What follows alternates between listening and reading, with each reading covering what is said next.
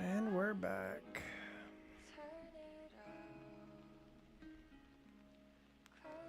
It's been 9 hours.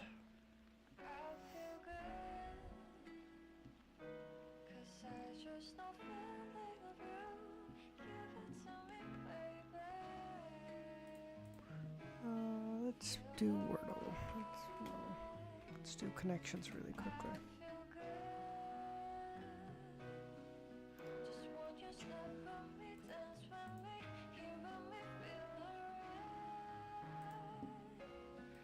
I feel good on you. Justin, how's it going, man? How you doing? Gee, DSV, how's it going, man? Yes, I'm doing okay. How are you doing? How you guys doing?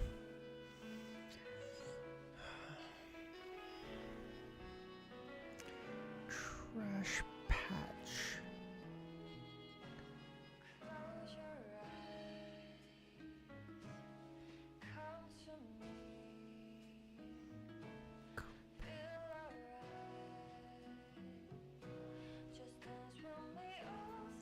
What the fuck? Pictures.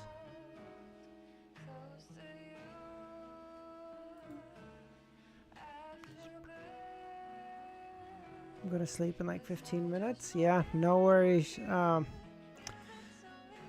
Good, you'll soon reach the end of volume 2. Yeah, I think it's around chapter 480 or so, so I should be done within, realistically, within like 4 days.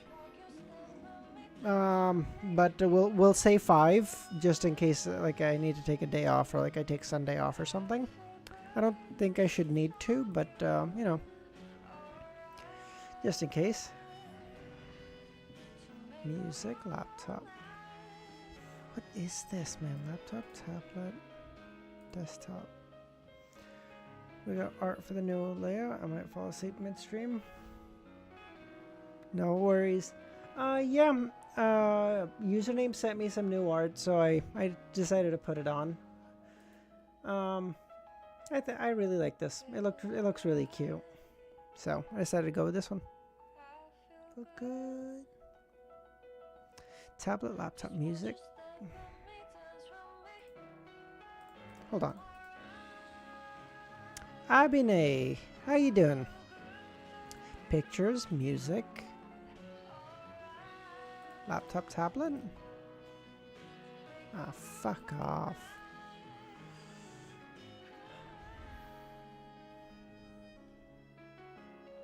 Cream, desktop.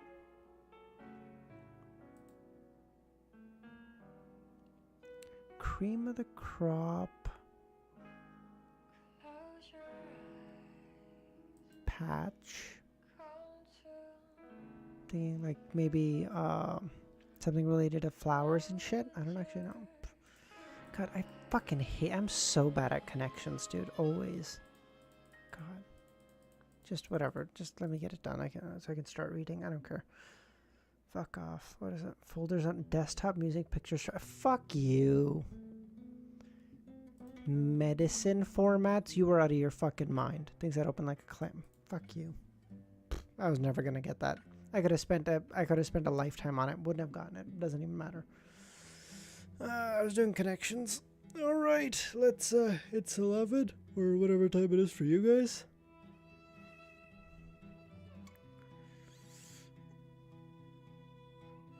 Oh, 396. Great White Brotherhood. I feel like this is what they called the KKK back in the day. What the fuck? What is this name? After returning to the real world, Force sat at her desk, lost in thought about the Abraham family for a while. She had a whole new understanding of the few words mentioned in the mysticism notebook she had. About 5 a.m.? Holy fuck. Why are you not asleep? Ramiro, how's it going, man?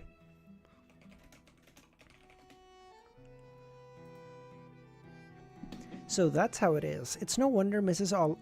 Alyssa didn't want to inform Mr. Lawrence of her and her husband's death. Now that I think about it, the Abraham family is really pitiful and sad. Forrest muttered a few sentences to herself before rummaging and taking out sights in the spirit world from a pile of ordinary books. in preparation to copy the first and second chapter. For this, she entered cogitation and adjusted her breathing in order to be in an optimal state. Otherwise, just copying the contents of the sites in the spirit world would bring her mania and confusion.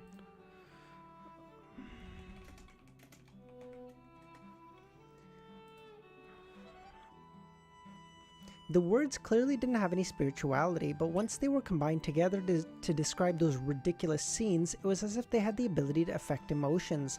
I need to take a 5-minute break after every 5 minutes of copying. I don't want to lose control because of this. Force took out a small intrinsic pocket watch and placed it diagonally in front of her desk.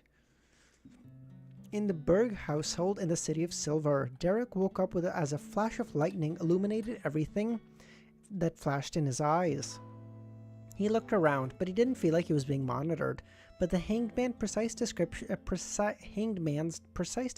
the prior events and thorough reasoning and deep confidence left him convinced that his conjecture was correct, and there had to be a beyonder or more with particular powers that were secretly monitoring him. Besides, Mr. Fool didn't deny it. Derrick got out of bed and stretched like he normally did. During this process, the analysis and suggestion that the hanged man had given rapidly surfaced in his mind. Up until now, no one has come to looking for you or has thrown you into dungeon. That's enough to show that the chief and the elders are still leaning towards observation. They wish to find a way of evacuating the entire City of Silver out of the Forsaken Land through Amon, the first person they've encountered in more than 2,000 years. So if you don't do anything out of line, they definitely wouldn't arouse you so that Amon wouldn't notice anything amiss. As such, their surveillance wouldn't be too close. Physically, at least not while you're awake. Rip. Oh, that sucks, Romero. Could it be like maybe you're allergic to something you're constantly eating? Have you thought of that maybe? Because you shouldn't be getting them this often. They shouldn't be lasting this long. And because of this, they probably didn't want you to discover, they probably didn't discover that you've already coughed out the worm of time. Their subsequent reactions are enough to indirectly prove this. Similarly, they should only be able to observe what kind of ritual you held, but they won't be able to figure out who you're praying to. If it were me, I would definitely suspect that it was related to Amon. Due to the reasons above, you can openly hold the bestowment ritual. After all this, Zavi! Formerly Red Devil, what the fuck? How can we change your, you changed everything, Devil, what the fuck? You changed your name, changed your profile pic, what the fuck, dude?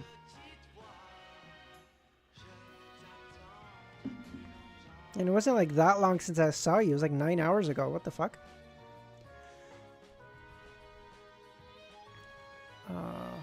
Similarly, they should only be able to observe what kind of ritual you held, but they won't be able to figure out who you're praying to. If it were me, I would definitely suspect that it was related to Amon. I've cut ties with Menu. Wait, so who are you? Is the blue? Wait, who's the? What's your profile pic? Sorry, can't see it.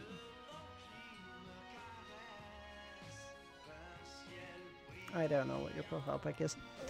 I think it's the toothpaste. Okay, yeah, definitely try switching out a couple of things for a couple of days. Oh, I see. Dodgers. Oh,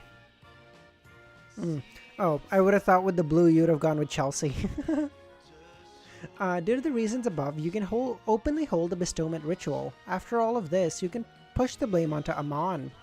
Of course, you have to pretend to be sufficiently cautious and careful. You have to prepare to undergo the examination of a psychianalyst and other beyonders when everything is over. Regarding this matter, you can seek Mr. Fool for help. With the hanged man's suggestion, Derrick walked around the table twice, carefully closed the window, lit a candle, and set up the bestowment ritual. I'm never going to support another club. I'm just going to stop watching football. Okay. I don't know if that's the healthiest engagement with it, but hey, sure, why not? Fuck it.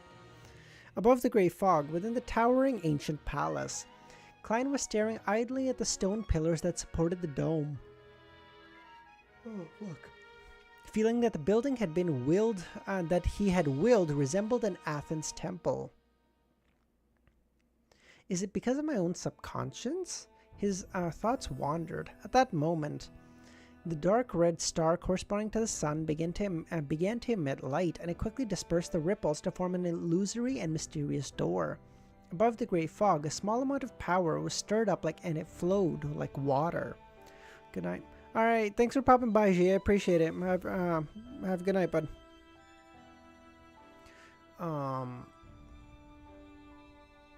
Yes, upon hearing the stacked pleas, Klein lowered his head, looked at the all-black eye in front of him.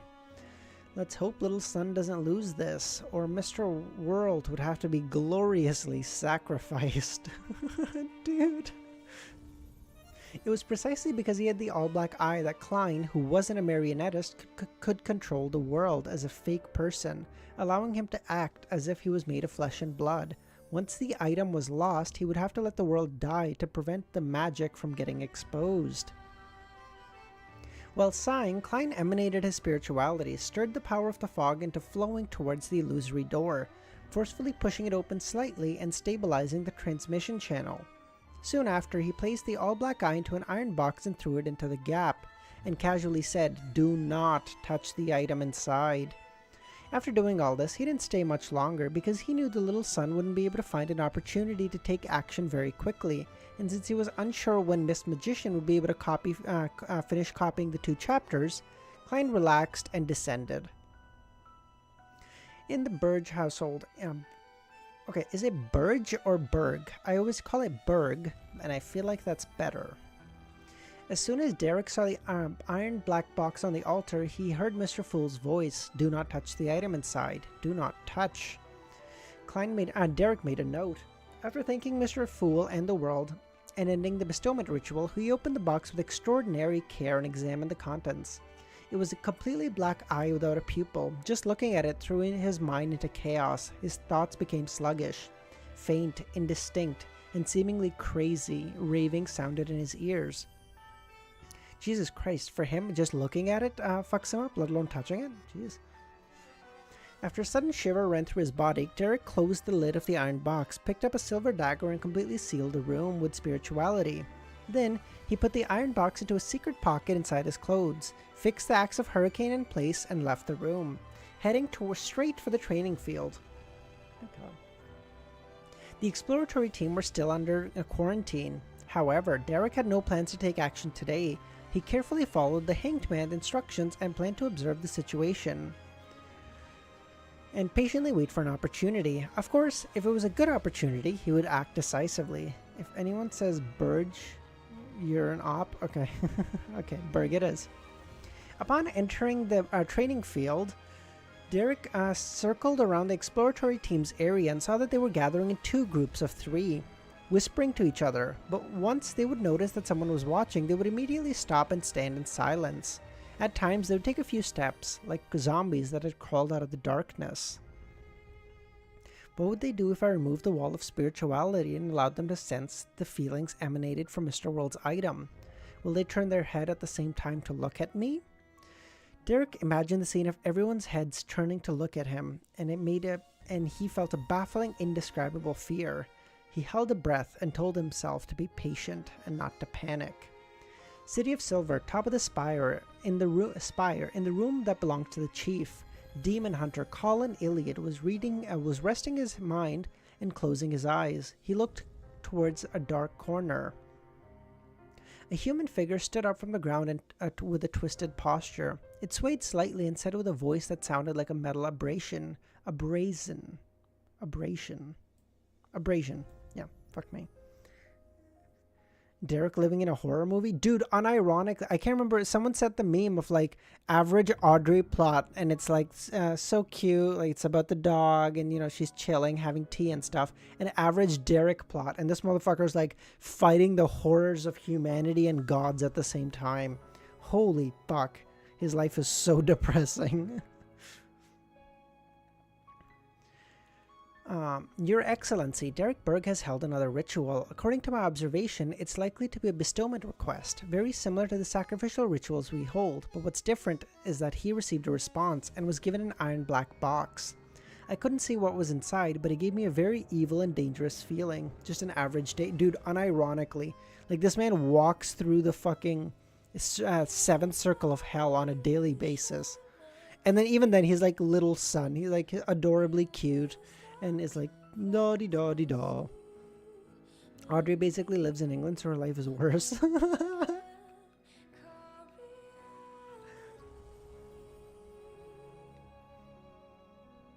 I was that's so funny because I was sitting next to someone who was visiting from the who was coming from the UK from my flight back. He was here on a business trip and stuff, and so he was asking me about the town where he was headed, and he was like, "Hey, is there like stuff to do or whatever?" And I was like, "Yeah. You'll have to drive a little bit from from the little town you're in, but like a 30-minute drive. There's like a decent number of stuff to do, but the town you'll be going to has some rough areas, so just be careful." And then I go, "But you're from London, you know about rough areas, so just don't get stabbed." And then he just looks at me like totally dead in the eyes. He's like, "Yeah, I got it." At this point, the shadow urgently pleaded, "Your Excellency, it's definitely directed by that mysterious person. We have to take action and not let this continue, or Derrick will summon an evil god or similar existence, destroying the entire city of Silver."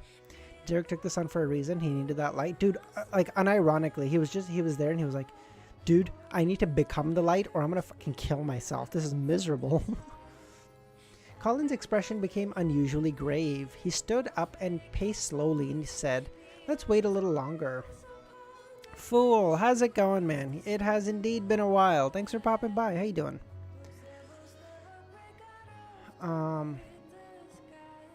Up until now, we still haven't figured out the purpose of that mysterious person calling himself Amon. We don't understand why he was only sent one avatar after the City of Silver after discovering it, as well as the goal of patiently waiting for 42 years.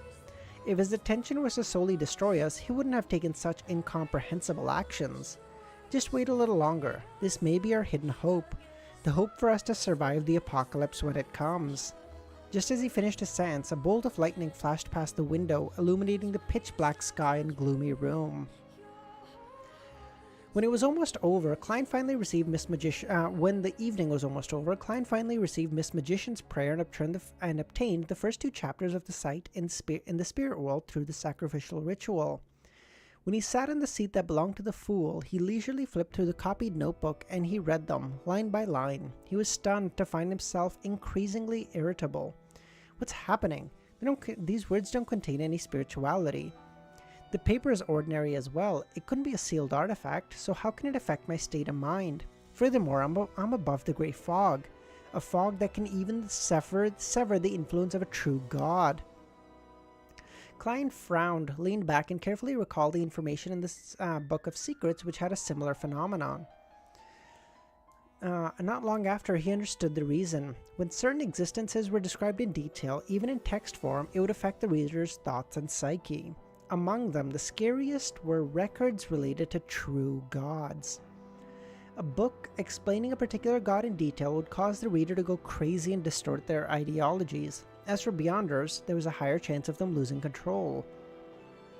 Sights in the Spirit World was written by a certain ancestor of the Abraham family. He had recorded all the strange and wonderful things that happened when he traveled through the Spirit World.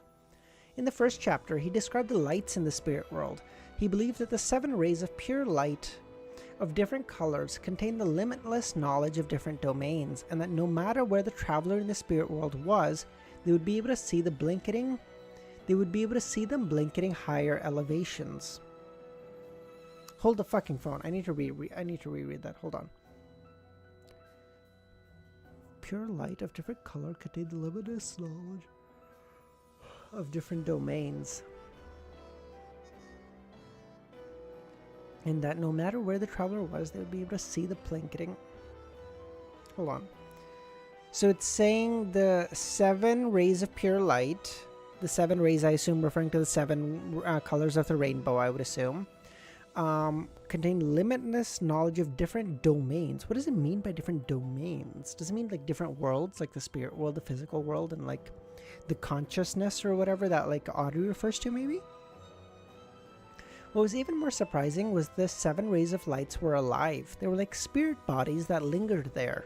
In the field of mysticism, many of the secret deed rituals were actually aimed at the 7 pure lights, and through their secret connections, they allowed one to gain a certain amount of knowledge. Therefore, many mysticism experts call the seven pure lights master, or teacher. In response to this, the seven pure lights seemed very happy. They even pulled quite a few spirit world creatures to form a secret organization that specialized in teaching people. The Great White Brotherhood. In the second chapter, the traveler from the Abraham family recorded his encounter with the yellow light, Venethan.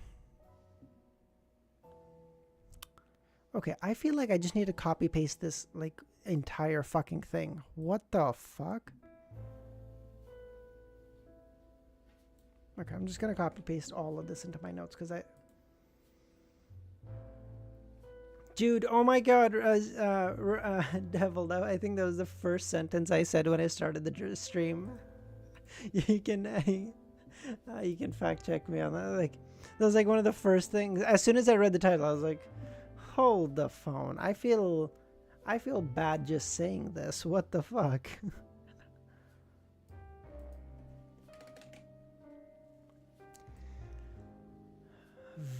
Seven. Okay.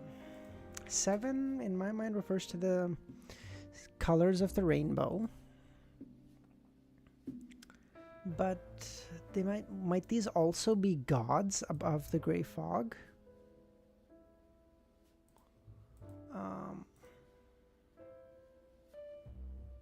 Great dragon of the Great White Brotherhood. Yeah. I don't like it. Keep an eye out. Okay. Your earlier message. Sorry, give me 1 second. Different types of knowledge, different fields. I see. Conceptual domains. Okay, dope. Okay.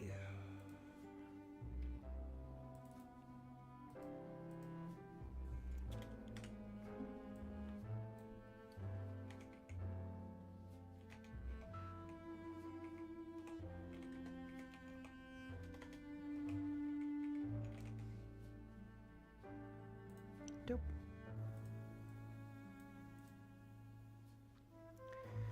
$397. Wait. Hold on. What chapter did I start at today? I feel like I started at 386. So I got I'll get through like 15 or 16 chapters today. That's pretty good.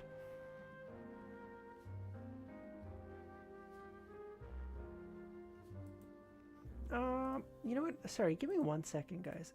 It seems like the stream seems to be fine, but it's telling me that like my signal is really up and down for a second. Give me 1 second. I'll just be right back. I'm just gonna fix it.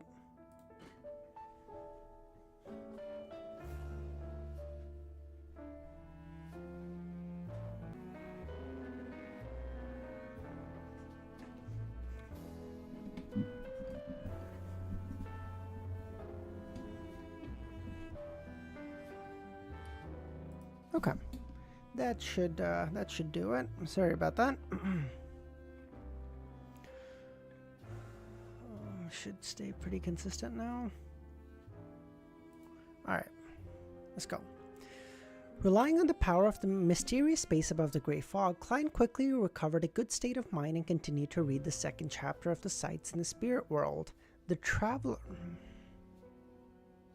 I will say, though, the fact that his mind is still getting muddled by this makes me think that whatever these 7 rays of light are, they might be stronger still than, like, even gods.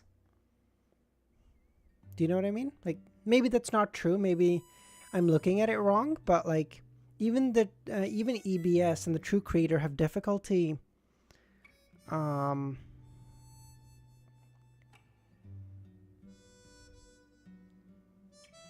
even the like True Creator and EBS have difficulty like doing anything to Klein in here, but like his mind is still getting muddled.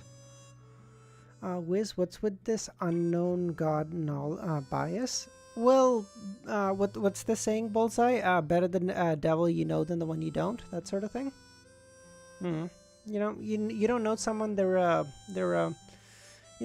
unknown entity. You assume the worst. You know. Klein knowledge can fuck you. Totally. Klein saw EBS, he blew up. He did spontaneously combust. Kind of true. Based. The traveler of the Abraham family, the owner of the notebook, claimed that when he wandered into the depths of the spirit world, he met an elder dressed in lemon yellow robes. The elder's body was translucent and was abnormally similar to the surrounding spirits of the spirit world, but his attitude was rather amiable. The traveler from the Abraham family conversed with the elder for a while and was surprised to find the elder was one of the pure 7 lights that blanketed the spirit world. Yellow light Venethan. Venethan told the traveler of the Abraham family that his own characteristics were reason and adaptation, and that he was the symbol of astronomy, and that his corresponding gem was emerald. He made a rather anxious reference to a prophecy that came from himself. Casting one's gaze from the cosmos, the lands shatter. Everything in the world will cease to exist. He believed that this would be the end of the world within 200 years. Nothing would be spared from this. Traveler... That's kind of crazy. The traveler from the Abraham family didn't have much of a reaction towards this comment. Instead, he asked how he could remove the curse of his bloodline. Yellow Light Venethan told him that in a certain sense it was indeed a curse, but it had completely different nature from the curses in mysticism. The solution was in the future, in the hands of an apprentice who was assisted by a hidden existence. Could the apprentice be Fours and the hidden existence be Mr. Fool? He also warned the traveler of the Abraham family that the day the curse was lifted was the beginning of the Abraham family's true doom. Whoa, that's gloomy. Fours lifts the curse and then kills all of them.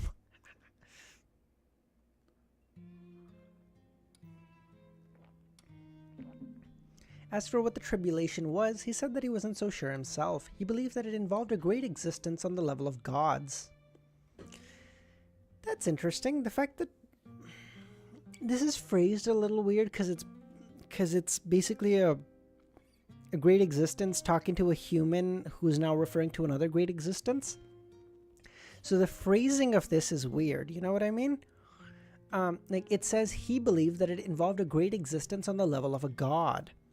Now that the implication of that phrasing is that the Yellow Light Venethan is not on the level of a god, like he's beneath them. Because, you know, a great existence. I wouldn't say, like, if I was on the level of a god or above, I wouldn't say, like, a great existence on the level of a god. I'd just be like, it involves a god. No problem. Like, whatever. So, but the phrasing, but because it's also a traveler writing this, it's kind of like a, I don't know whose interpretation this is. So, I'm not going to read too much into it. The 7 lights are more just knowledge incarnated. Yeah, that's true, but like, if you go with the whole knowledge is power bullshit, which is a thing the story definitely seems to be going for. Like the reason Klein is where he is and that he's able that he's made it this far is because he has a knowledge imbalance, right? He has this like ability to gather information in a way that's hidden from others above the gray fog, and that is what gives him so much extra leverage that like someone of his strength shouldn't have. So I mean I don't know, but I guess knowledge doesn't really make up for, you know, if you get into a fight with a god, you can't hit him with knowledge, you know, you gotta throw those punches. So in the second chapter of the Sights in the Spirit World, the owner of the notebook it is so hot in here. The owner of the notebook mentioned something else. Venethan mentioned another matter. The rulers of the Great White Brotherhood would often enter the real world, and through different methods transform into humans and teach the knowledge of their respective domains.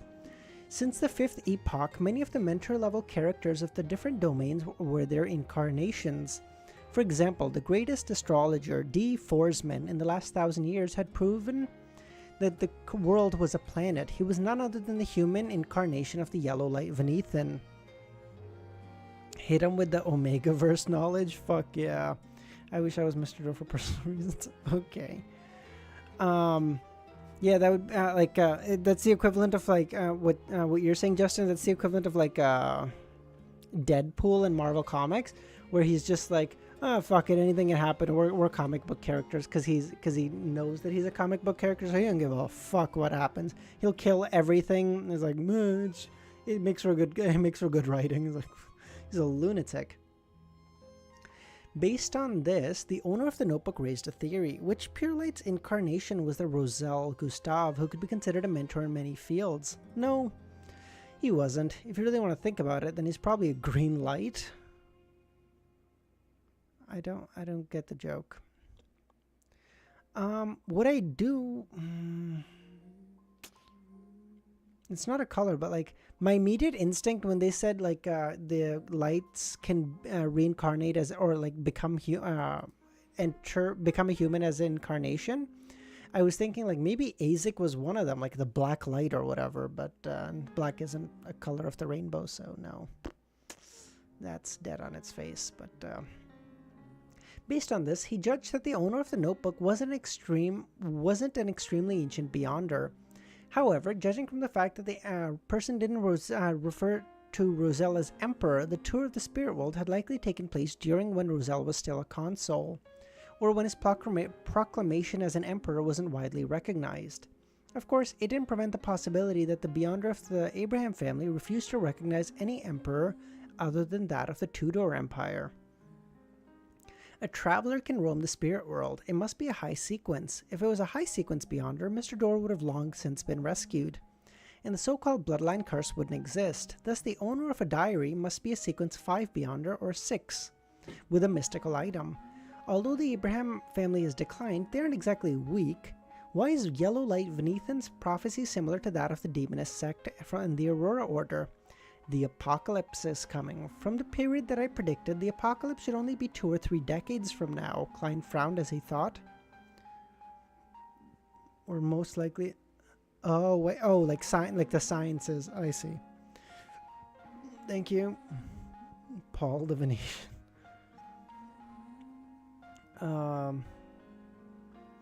Kami did explain this when Easy was reading. It's a Chinese thing with the green color. Oh, okay. Roselle became consul in 1173. It's currently 1349, 176 years. And Yellow Light Venethan predicted that it would be within 200. Considering the fact that Klein had only made an estimate of the period interval, it was possible that he was 24 to 50 years from the apocalypse.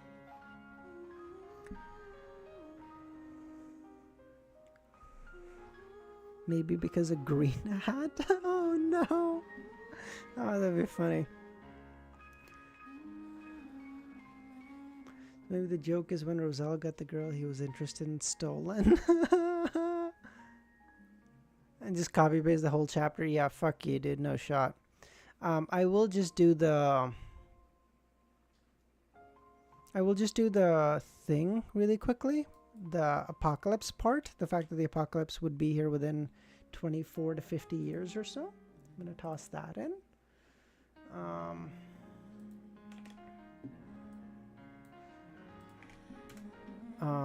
Although the first 2 chapters of The Sight of the Spirit World didn't provide any practical knowledge, it had thoroughly opened up his sights, allowing him to understand the situation of the spirit world to an extent, as well as the existence of the 7 pure lights and the Great White Brotherhood. So in advancing, the pure lights seem seen at an extremely high elevation after transforming into a spirit body state, and holding the corresponding ritual are the pure lights of the spirit world. Furthermore, they're alive in their own thoughts. How miraculous.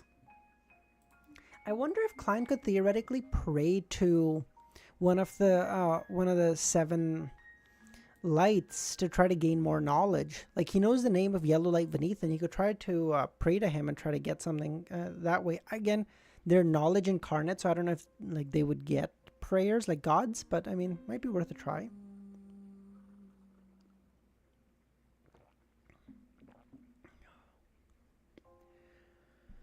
The first 2 chapters aren't completely lacking practical knowledge. At the very least, I know that the yellow light's name is Venethan, and that the corresponding gem is Emerald. I got to learn a lot of detailed information. I can use this to design a secret deed ritual that points to him, but for the time being, it wouldn't be of much use. Secret deeds directed... Oh, dope. Okay. Klein thought for a moment, then closed the notebook and returned to the real world. He had more important things to do than communicating with the yellow light. Klein took out a piece of paper, raised his pen, and wrote a letter to the inventor, Leopard, asking what stage the patent approval of the bicycle was on, and why it hadn't been successful, and if he needed a lawyer's help. With the establishment of the magician's principle, the thorough digestion of the potion wouldn't take more than 2 months, and he had to save up quickly for the corresponding costs of the potion ingredients to advance. Of these, the Sun might be able to offer one item for free because of the all-black eye, but the others would require Klein to figure it out himself. As far as he knew, the corresponding Beyonder ingredients for Sequence 6 were all over 1,500 pounds, and they were typically in a situation where demand stripped supply. In addition to the 2 main ingredients, the supplementary ingredients included the blood of a 1,000-faced hunter and the hair of a deep-sea naga. These 2 items were extremely rare and rich in spirituality, making them very expensive. Next, trying to work with stocks? Fuck yeah. Earning money really is difficult, but spending it sure is easy. If only I could sell the werewolf and interrogator characteristics. I can't even waste a single penny or soli. He knew how much money he had without needing to count. 462... I'm actually having a stroke. 624 pounds in notes and 5 1-pound gold coins plus 7 soli and some copper pennies. I'm so curious, what the fuck are these gold... Like, I know where he got these gold coins, but he keeps carrying them. Why the fuck has he not just... Why the fuck has he not just converted them into pound notes? What is so different? Ramiro, shut up, okay? God. I transposed the digits, okay? Shut up, God. Right, Miss Magician will pay 600 pounds for the Sheriff Beyonder characteristics meant for Miss Gio. I hope they can raise the money as soon as possible. You're telling me a Beyonder circle you recently joined has both ingredients of the Sheriff potion and the price is very reasonable? 600 pounds for all of it? Gio had just come back from the Eastport to find out recently who had been keeping tabs on Capim. Yes, he's a very reputable seller. The only problem is that the verification of joining is very strict, so I won't be able to rope you in for some time. That's great. Gio didn't expect your friend. But I don't have enough money. The corners of Forrest's mouth twitched. How much do you have? Counting the 30-pound deposit from this job, a total of 310. I'm still short half. Let me think. Where can I borrow 300 pounds? The bank won't give a bounty hunter like me a loan, and usuries have way too much interest. Perhaps Miss Audrey? I once won an opportunity to get cooked. Listen, okay. The only stock advice for the average normie is buy index funds, okay?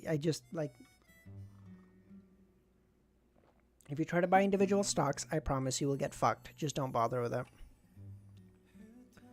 I barely do it, and I give financial advice to people. Like, I very rarely trade individual stocks. If I'm doing it, I need to spend like 3 days doing some fucking technical analysis and reading some shareholders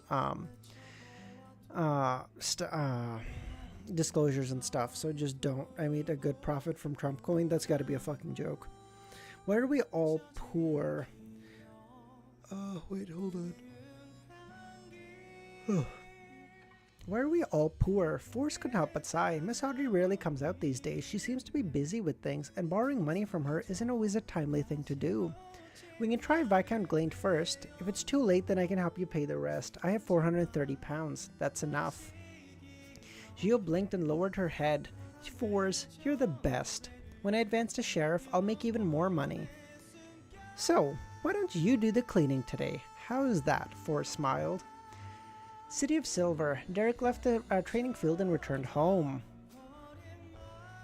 Why are we all poor? I thought bro was talking to us.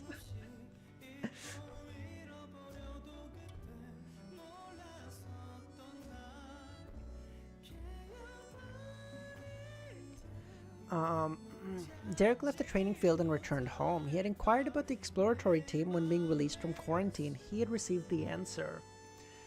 Sitting down at the ancient, when the lightning calms down today. Sitting down at the ancient wooden table, Derrick considered the plan again, remembering Mr. Hangman's reminder. If there's no suitable audience,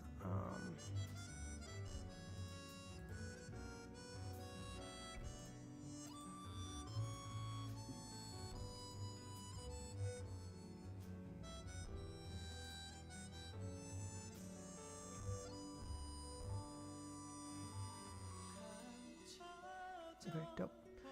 Um, if there's no suitable audience for you to testify, then you might as well use the Beyonder who's monitoring you.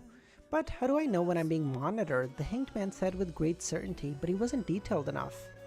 Many questions arose in Derrick's mind. Although he felt embarrassed to ask Mr. Fool for guidance, upon considering the fact that it was related to the survival of the City of Silver, he mustered the courage. He spoke the name of the fool in a low voice and described the situations he had encountered. After a while, he saw Mr. Fool sitting in the middle of the endless grey fog. He heard a concise reply. Touch the item in the brown box. Do not exceed 3 heartbeats. Prepare yourself in advance. Pay attention to the origins of the black lines. That's simple? Derrick thanked Mr. Fool. He adjusted his posture and quickly put his hand inside the pocket in his clothes. As the wall of spirituality was lifted, Derrick opened the box and carefully probed inside. As soon as he touched the cold item, the lines appeared in front of his eyes. At the same time, his mind buzzed as if an illusory roar was tearing through his ears. Derrick's body convulsed, and tears and snot streamed down his face due to pain. He almost forgot what he had to do, but fortunately, in the limits of his vision, he saw the illusory black lines converge. In the dark corner, there appeared to be a shadow.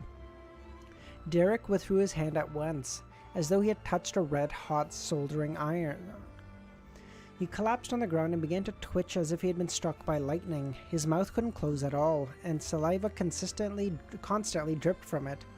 It took nearly a minute for Derrick to recover, close the box, and seal it with spirituality. He stood up and took a sip of water, already aware that someone was monitoring him at this very moment. After an unknown period of time, Derrick suddenly heard a knock on the door. "Who is it?" he asked. "It's me, Dark. The exploratory team has been removed from quarantine." It's me, Dark. "The exploratory team has been removed from quarantine. Weren't you interested in knowing about our experience?" 398. Alluring mushrooms. Where's Unhinged when you need him?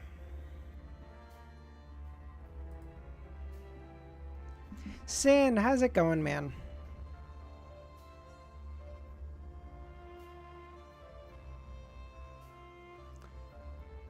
Inflation hitting hard, Sag.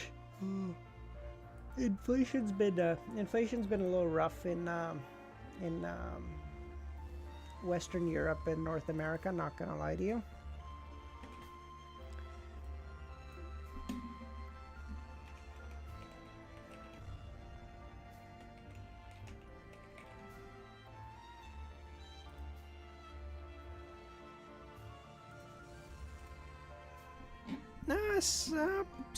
Pretty good, Sin. A little sleepy, but good beyond that.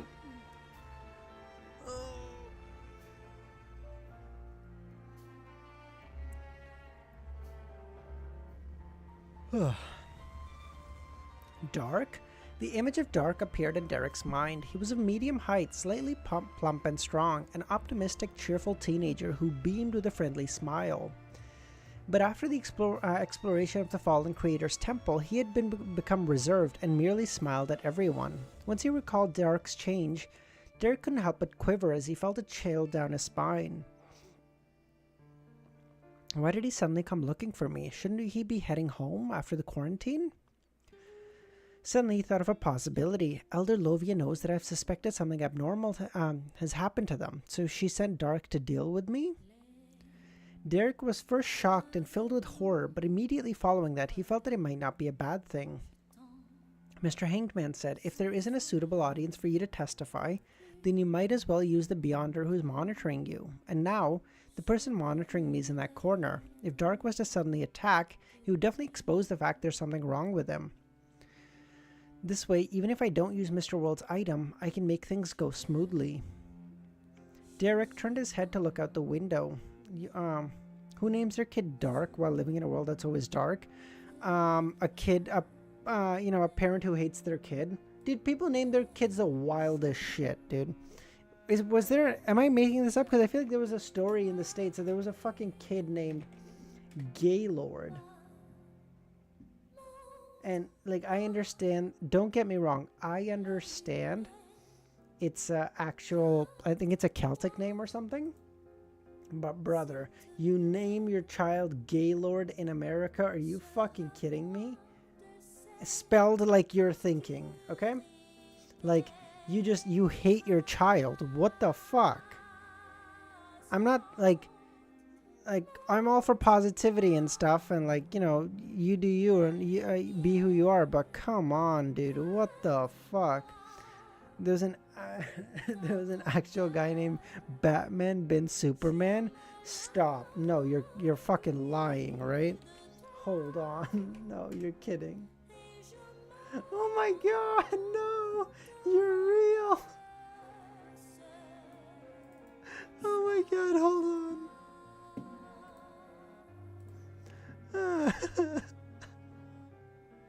He didn't live up to his name. No. Oh my god. And he has a criminal record.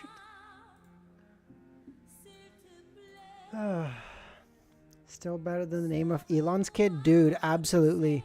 XAE-12 dash A12.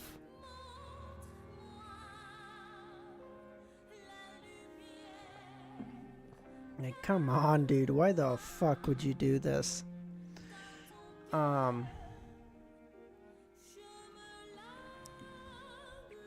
If Derrick were alone, he wouldn't have searched for a candle. Wait, hold on. At that moment, the frequency of the lightning had dropped to its nadir.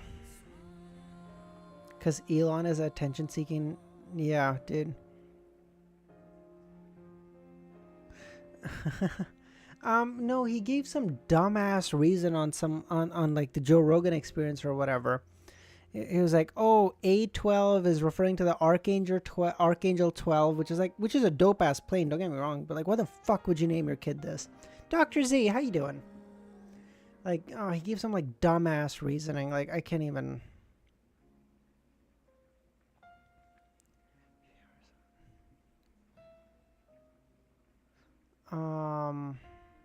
At that, like, I'll pull up. Not that it matters. But, like the Archangel 12 is a badass plane. Don't get me wrong, okay? For anyone who knows what it is, like, this is the Archangel 12. Look at this fucking thing. Oh my god. That being said, where the fuck would you name your kid after this? God, people are stupid. And better yet, people think that guy is gonna save humanity. That fucking guy. The entire world and most of the city of Silver was immersed in a deep darkness most of the time. If he were alone, Derrick wouldn't have searched for a candle to light. He liked to lie quietly in bed and think about all sorts of things. Of course, he knew that this was rather dangerous. If there was no light to dispel darkness, then monsters could suddenly appear, even within the city of darkness. But Derrick was a light suppliant himself, so he came equipped with an attribute of light and wasn't afraid of something similar happening. You look blue.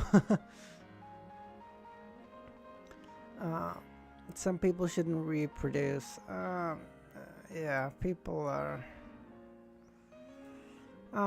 Dark knocked 3 more times, as if urging the master of the house to open up. He wasn't like that before. He was very polite, Derrick thought. He took out a candle from a wooden box and placed it in the middle of the table. He rubbed his fingers and created a golden flame. The candle lit the flame, filling the room with a faint but warm glow. But this was accompanied by a faint, pungent aroma. The candles in the City of Silver were made from fat and oil refined from the bodies of monsters. Jesus Christ. They would have different smells due to different origins. After taking a deep breath, Derrick walked into the door with a strong sense of vigilance and opened it. "What took you so long?" Derrick asked with a smile. "I was looking for candles." Derrick didn't dare leave his back to the other party, and he chose to walk side by side with Dark and with his classmate and teammate. Do you want to try some of the recently dried doom fruits? Dark asked. Doom fruits were one of the very rare snacks in the city of Silver. It came from a plant called doom blood vine, a type of organism that didn't need light to grow. It had a tendency to attack and was considered quite a common weak monster. Every doom blood vine had thumb-sized black fruits which could be eaten directly. They were crisp and sweet, but they were unable to fill one's stomach and didn't provide any necessary nutrients. They could only be used as a daily snack. The merit points received from a single patrol would be charged for several bags of them. No, there's no need. Derrick shook his head. All right then. Dark poured out a pile of black fruit from his bag, picked up one, and popped it into his mouth.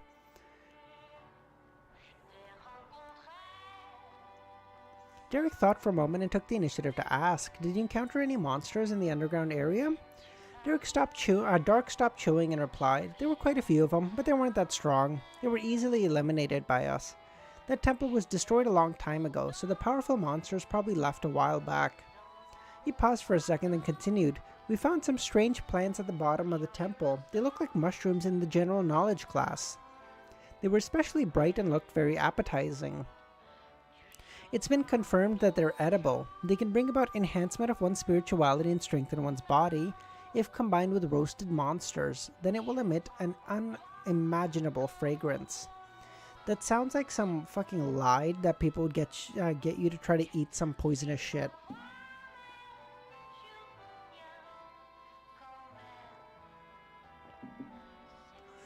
As he said that, he took out a palm-sized mushroom-shaped object from his bag. The stem was milky white, and the cap was bright crystalline red, dotted with dark golden spots. The mere sight of the plant made Derrick gulp a mouth of saliva, as though he had been starving for days.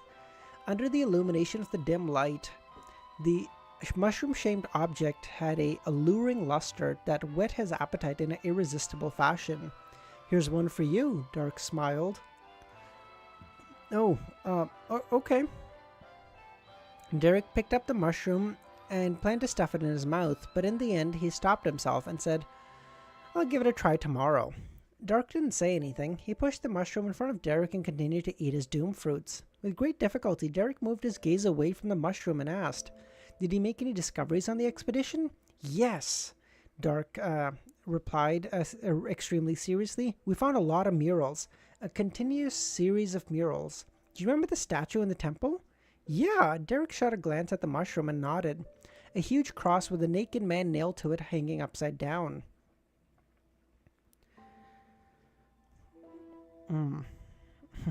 That's awesome, son. Dark fiddled with the doom fruit in his hand and said, "The newly discovered murals tell us the builders of the temple believed that the statue represented the Lord who created everything, the omnipotent, omniscient God. They believed the Lord didn't abandon this land, but instead helped us shoulder the vast majority of our sins when the cataclysm came, thus turning from an upright position to upside down, from walking freely to being nailed to a cross and bleeding in our stead. God's grace knows no bounds. We are not the abandoned, but instead the beloved chosen. Without the Lord bearing our sins and shedding blood in our name, the city of Silver would have been destroyed long ago. Humans would have ceased to exist." Yeah, they've definitely been corrupted, dude. That is some straight up fucking cultist shit that this man is spouting. But in the outside world, the Lone Kingdom, where the Hanged Man, Justice, and others live, there are no curses, darkness, or monsters. We aren't the chosen one who are beloved, Derrick silently retorted. If that's true, then we need to change the symbol in the corresponding honorific name during a ritual. Then we can receive the Lord's response again, Dark went on. Describing the murals under the temples, speaking of speculation. As this went on, Derrick found it increasingly difficult to resist the temptation of the mushroom. Oh, the mushroom is like the thing. The mushroom is like the object that I told Klein to use against Magos. The fucking poison bottle thingamajig. You know what I'm talking? The poison drink or whatever. The mushroom is like alluring whoever sees it to eat it, and it probably forces corruption of the true creator upon them. Oh, that is fucked. No, I mustn't eat it. If I eat it, I might end up like Dark and the rest, completely corrupted by the fallen creator and become a fanatic. If there's something monitoring me, they wouldn't notice anything amiss. Chase Dark away and return the mushroom to him? However, this is equivalent to giving up an opportunity. Opportunity. I'll get you a glass of water. He quickly went through his plan and that he discussed with the hangman and calmly stood up. Dark nodded as he threw the black thumb-sized doom fruit into his mouth, munching it nosily. While Derrick poured the water, he deliberately slowed down his actions, lowered his head, and recited the honorific name of the fool, and said, "Your devoted servant prays for your attention. I pray for you to take his offerings. I pray for you to open your gate to your kingdom." A strong gust of wind opened up inside the living room, and the power of nature, generated under the incantation's influence, formed a clear wave. At the same time, Dark, who had picked up a black fruit, suddenly raised his head to look at Derrick. What happened? Without answering him, Derrick held one box over the axe of Hurricane and stuffed the other into a secretive pocket, removing the wall of spirituality on the exterior of the iron box. Derrick cast his exceptionally guarded gaze at Dark, only to see the expression of his teammate darken as a bright red trace appeared in his blue eyes. In his hand, the doom fruit suddenly shed its outer darkness and transformed into a seemingly pale, fleshy color. It wasn't a doom fruit, but a finger, a bloody human finger. The pile of doom fruits on the table were comprised of human fingers. What the fuck is happening? The true creator has a higher illusion skill than an alteration skill.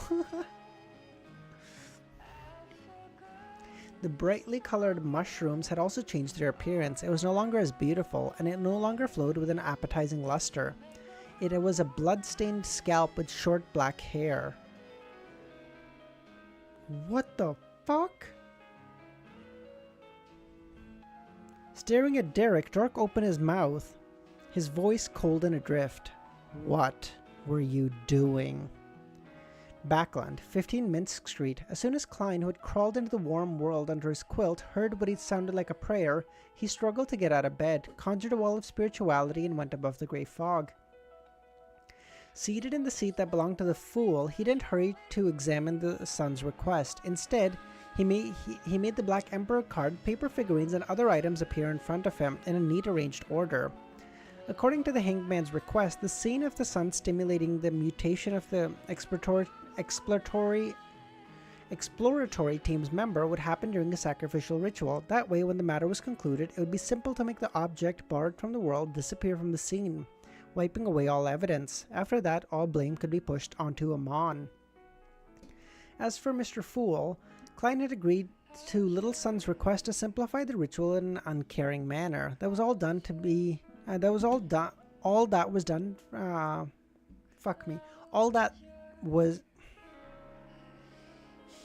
Oh, we're so cooked. I'm so sleepy. All that was needed to be done were the key steps. At this point, he was waiting for the prelude to the ritual to be completed so that he could respond.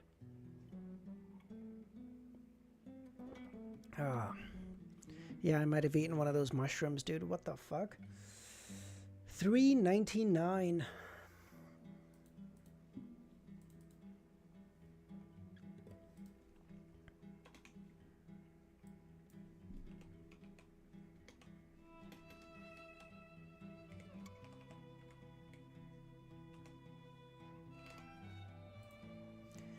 The Corrupted. Look at that. We are 3 chapters in an hour. We're cooking, man. This is so good.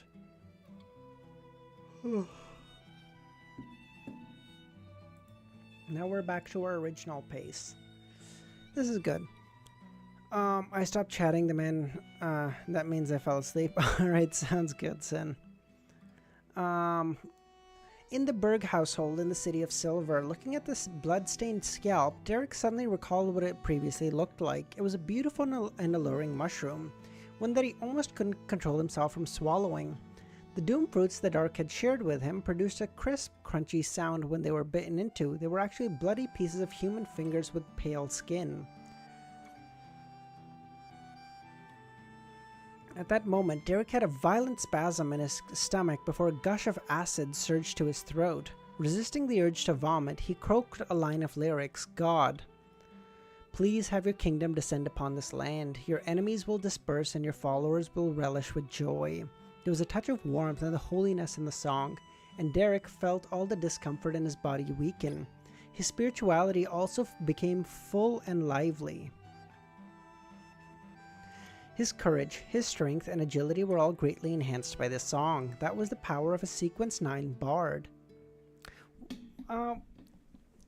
Derrick is Sequence 8 now or 7? I forget. I don't actually write any of this down. I should, I just don't.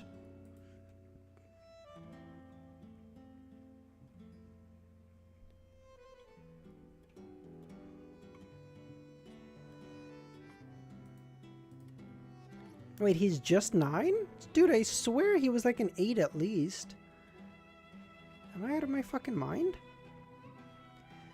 Dark stared at his former classmate, singing with an increasingly dark expression. The way he spoke became more and more inhuman. What is that on your body? What is that on your body? What is that thing on your body? All of a sudden, Dark's clothes were stretched out in bulging strips, as though a nest of slithering venomous snakes was underground them. Bloody strips of flesh pierced through the black skin-tight clothing, and it surfaced through rough skin covered with hair. Strands of meat began to flail outwards, causing Dark to look like a bloody, furry hedgehog. What the fuck? With a whoosh, the meat strands surged towards Derrick, who was standing at his original location. Derrick was a patrol squad member who had seen quite a number of monsters, so he wasn't too flustered. He twisted his arm, raised his hand, and swung the axe of hurricane that he was already holding. Oof. The axe of hurricane hacked down a few bloody strands of flesh, directly splitting them in half, causing them to fall to the ground. But because it was nighttime, the strike didn't bring any lightning. Even more bloody strips of flesh began to surge forward, wrapping themselves around the axe of hurricane over and over as they relentlessly clung to it. Seeing that the weapon couldn't be pulled back, a pure lightning suddenly lit up in Derrick's eyes. It was as if 2 small suns had descended into the room, and his other hand was holding something close to his mouth and his nose as if he was praying. Without a sound, a fiery pillar of light descended from the sky, striking the bloody flesh that was wound up in a ball. Dark let out an uncontrollable scream, and many strips of flesh fell onto the ground, charred black. They squirmed, struggling as if they were still alive. Bro, when the fuck do we get to hear more about Leonard? I'm sorry. I know Derrick's gonna be fine. That's why I'm thinking about Leonard, okay? I want to know who that high sequence beyonder is.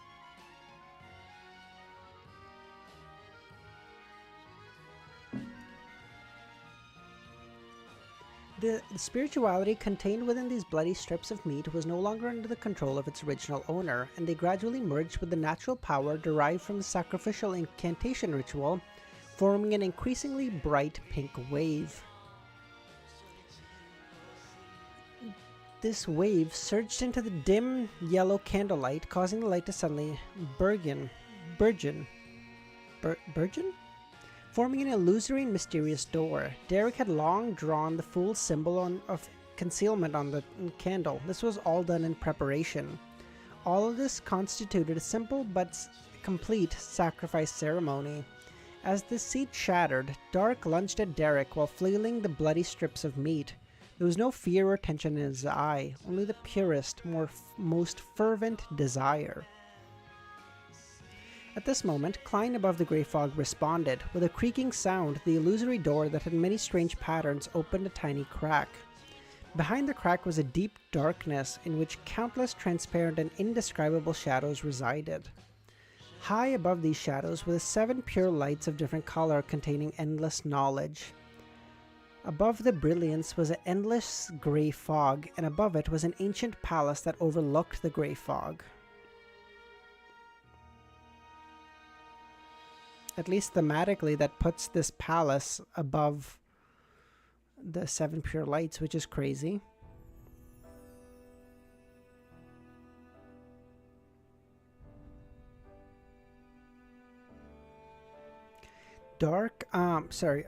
Suddenly, a shadow leaped out from a dark corner, covering Dark, who was closest to him. Dark's flailing strips of bloody meat were covered and wrapped up by the pitch-black, viscous liquid as he seemed to turn into a cat who had entered an opaque bag. Write that down? Okay.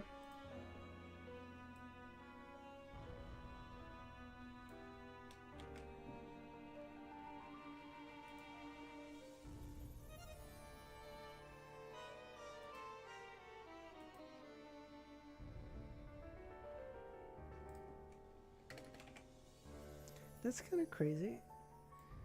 At least in my mind, that says that whatever this castle place is, it represents something like knowledge. Because the 7 lights are like knowledge incarnate, and this stands above them. That's interesting.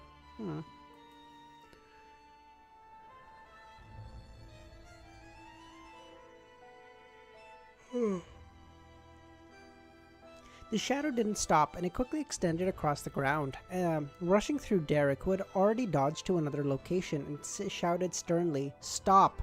What are you doing?"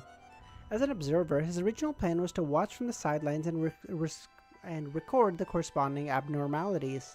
He would only take actions to stop the 2 strange parties when the situation became unmanageable.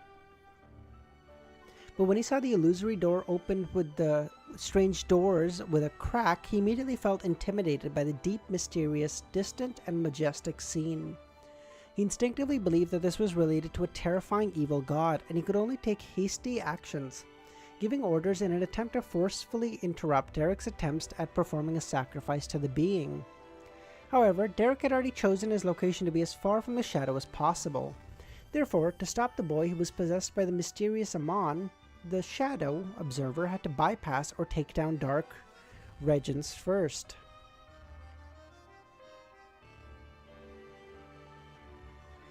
However, his choice was the latter. Because of the obvious abnormality with Dark, leaving his back to this being was absolutely a stupid move. Taking advantage of this opportunity, Derrick took out an iron box from his concealed pocket and threw it towards the illusory door, conjured by the candle flame, towards the crack that presented a magical scene.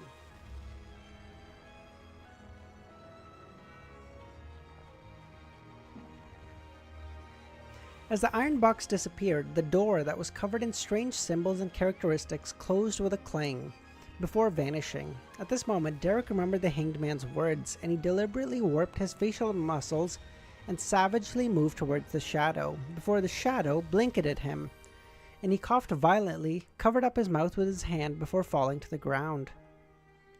The pitch-black shadow emanated and completely covered him. The room returned to silence, but there were now 2 huge black crystallises.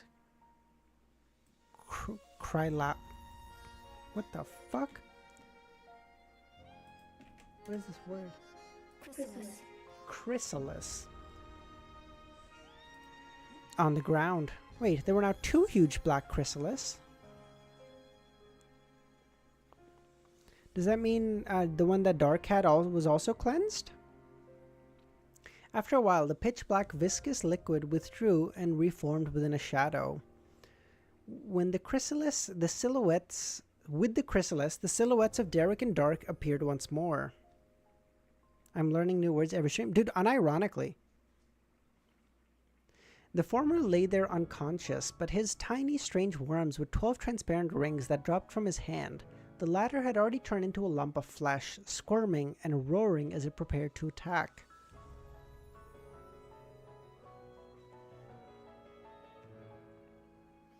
Faced with this situation, the observer had no choice but to spare some of his strength once again, wrapped him up using the shadow-like black liquid to envelop Dark Regents, who had transformed into a monster.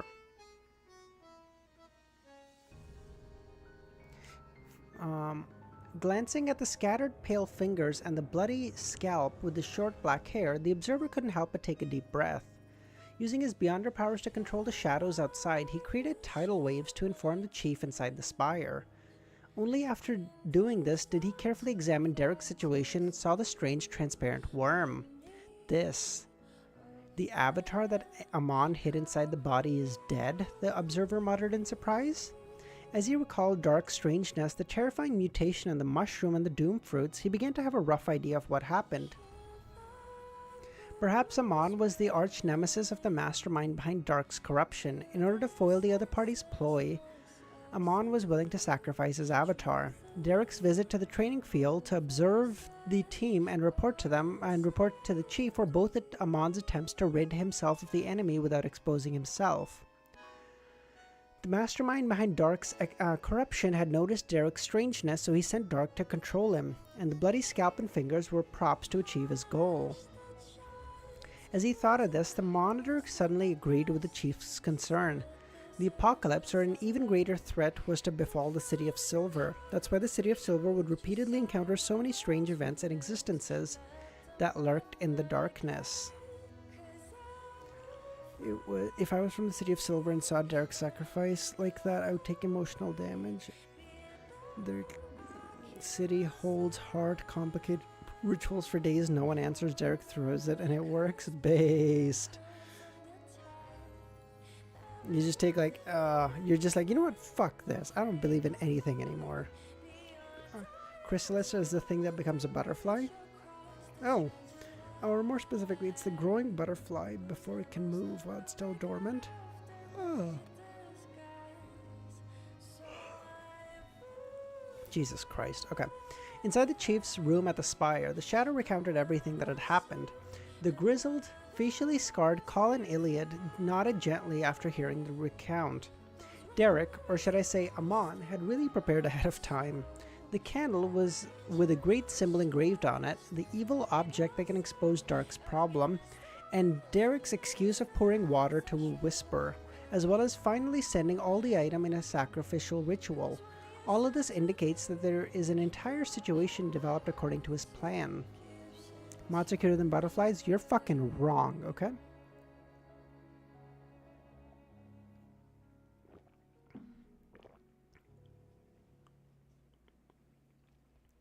Two questions. One, why does the symbol representing concealment on the candle refer to Amon himself or the god behind him? Two, why was Amon willing to expose the exploratory team's abnormality at the cost of his avatar? Is it because he's arch nemesis with the mastermind? Then why did he stay in the City of Silver for 42 years? Could it be that he foretold this matter ahead of time, which is why he specifically met with the exploratory team 42 years ago and planted his avatar in them so as to foil the plans of that mastermind? He waited 42 years for that moment? Upon hearing the chief's question, the shadow observer said in enlightenment, maybe that's how it is. Your Excellency, think about it. Why would Amon patiently wait for 42 years before making Udell lose control when Derrick imprisoned beside him? Because the foretold time was approaching and he was desperate to switch to a free person that he could latch onto so as to foil the plans of the mastermind. Indeed, we were only thinking about what was different with Derrick and didn't pay any attention to the timing, Colin answered. 42 years to troll is crazy. Well, yeah, but they're also looking at it backwards. I mean, I don't know if I'd do better in their situation with their limited knowledge, but one can hope. The Shadow Observer immediately said, Your Excellency, please lock down all members of the exploratory team. They're definitely problematic. Also, Elder Lovia has a non-trivial possibility of being corrupted.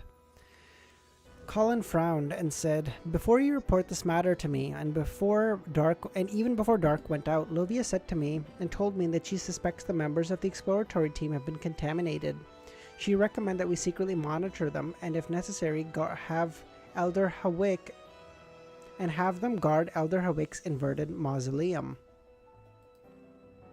Hawick was the former chief of the City of Silver. He had built himself a mausoleum. After that, he lived inside that mausoleum, and his appearances began to decrease, until the doors were closed, impossible to open again.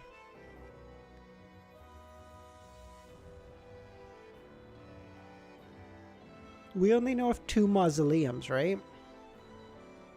We only know of the one that Azek was involved with. Azek is of the Corpse Collector pathway, right?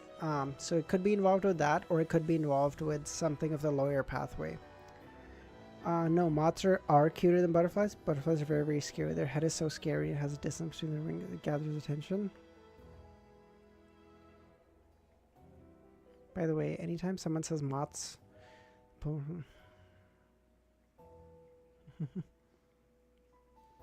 I don't think I've heard the poem you're read the poem you're referencing, Dr. Z, but I will look it up later after stream. Maybe not right after stream, because I'm gonna pass the fuck out, but in the morning. Elder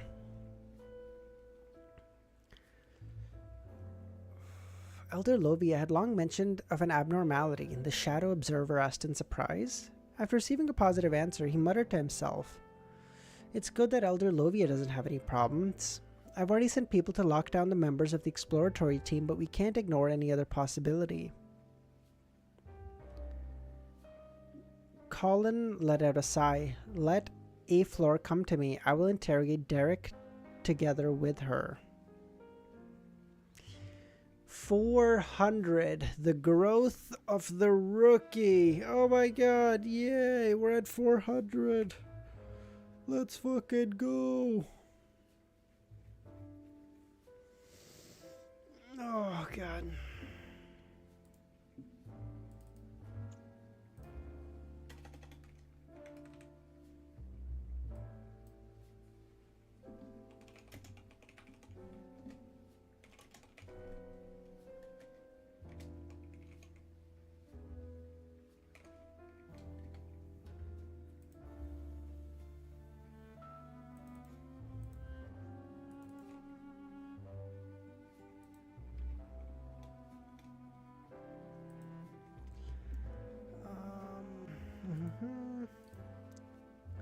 Look up poodle moths? Sure.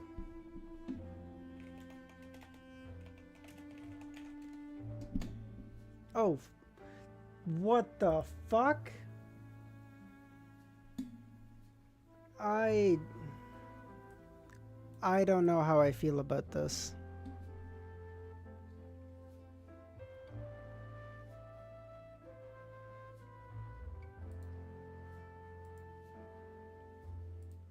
What the fuck is this bullshit?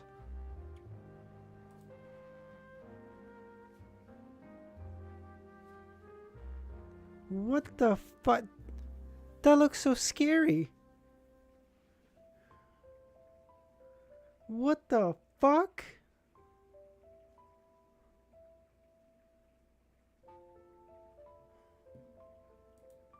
Huh.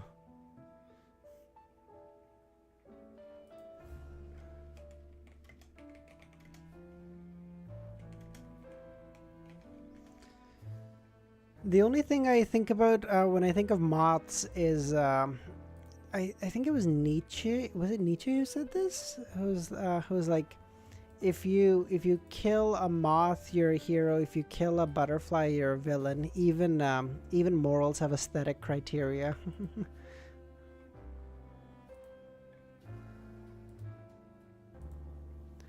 Yeah, no more moths, butterflies. They're both bugs to me. Jesus Christ. Yeah, that is no. They're not cute at all, Devil. What the fuck?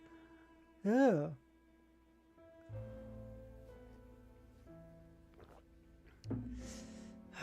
In a dark and sturdy... Okay,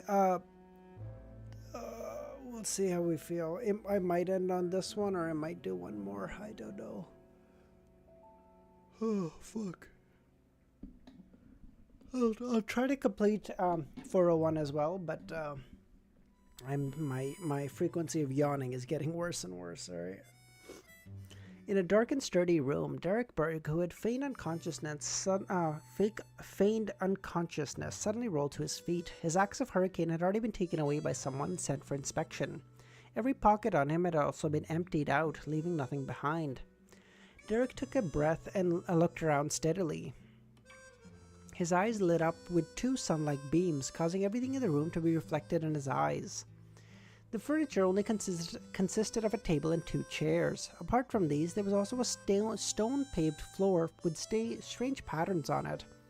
The half-used candle was placed on the table. This was standard issue for rooms in the City of Silver, because monsters could appear in the dark if the darkness prevailed for too long. Without any hesitation, Derrick sat down and reached for the candle. Then he broke the candle and divided it into 3 sections. One was 3/4 of the length of the original, the other 2 were halved from the remaining quarter. After Derrick's modification, the candlestick's cores were completely exposed. He rubbed his fingers together, creating a golden flame that lit up the candles. The 2 at the top represented Mr. Fool and the remaining himself. After finishing his preparation, Derrick didn't continue to burn the herbal powder according to the normal process. Instead, he poured in the essential oils and leaned back, softly chanting the honorific name of the Fool and entering cogitation. He read it over and over, monotonously, as if he was hypnotizing himself. With the help of cogitation, Derrick entered a strange state where his mind was in a deep sleep and his spirituality was dispersing. He felt adrift, but also seemed to maintain a strange lucidity. Artificial sleepwalking. Derrick, with the permission of Mr. Fool, could simplify one of the unnecessary steps. Above the grey fog, within the towering ancient palace, Klein, who was fiddling with the all-black eye, suddenly saw the crimson star that symbolized the sun, burgeoning with light, condensing into a human shadow, and the power of the mysterious space stirred a little. Upon seeing this, he couldn't help but be relieved. That meant that the little son had already completed the relatively dangerous part of the operation, and he only needed to round up the situation. Klein didn't delay. He immediately put down the all-black eye and picked up the Black Emperor card. He instantly rose in level and authority, forcing the stirred power in the grey fog to submit to him. Then he picked up a paper figurine, flicked his wrist, and threw it towards the crimson star. The paper figurine and the flowing power intertwined and expanded into a gigantic angel with 12 pairs of pitch black wings. Oh, he's really getting the use out of this fucking thing. Man, I always forget what they're called. I use the name every time, then I forget it every time. Fuck.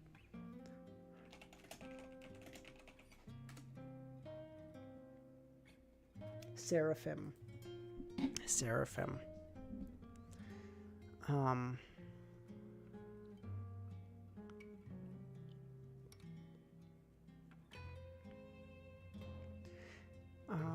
The angel pierced through the crimson light and overlapped with the illusory figure of the little sun. It instantly combusted, turning into ashes in less than a second.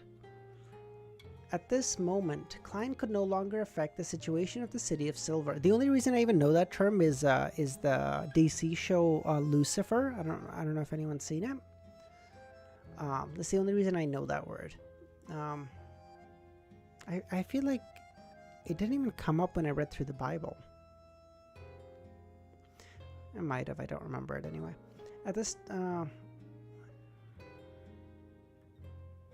Beyonders. Oh, I watched all of Lucifer. Nice. I liked Lucifer. It was good. Lucifer's unironically my favorite character or like one of my favorite characters from DC. But like not the manga. What the fuck? The comic version of Lucifer, who is so fucking based. At this point, Klein could no longer affect the situation in the City of Silver. As for whether his angel substitute could help the little son with his subsequent inquiries, he lacked absolute confidence, but could only sigh. The Sandman, Lucifer, right? Yeah. Like, I just love his interactions with, like, the presence and, like, his father and, like, him. Because he sits there and he's like, dude, I didn't fucking make humans do any of this shit. And he's like, you fuckers just always blame everything on me. I'm not sitting on your shoulder telling you to do shit you wouldn't do. Just blame all that shit on me. Fuck you guys. With what has to be done completed and all the hard work put in, all you can do is wait for fate's arrangements. Hopefully it's a good result. In a daze, Derrick saw an angel descend before him with an aura that covered the heavens, wrapping him with 12 wings. 12 pairs of wings. He suddenly came to his senses as 3 candles burned quietly in front of his eyes. After sincerely thanking Mr. Fool, Derrick finished the ritual and extinguished the 2 candles that were part of the original quarter. Then he pulled them out and created a bright golden flame with his palm. The 2 candles quickly melted, dripping its wax onto the remaining candle or the area surrounding it. When the candle burnt away completely, there was only 1 candle left, shorter than before, but it wasn't very obvious. It seemed like it had only been burning for a short amount of time.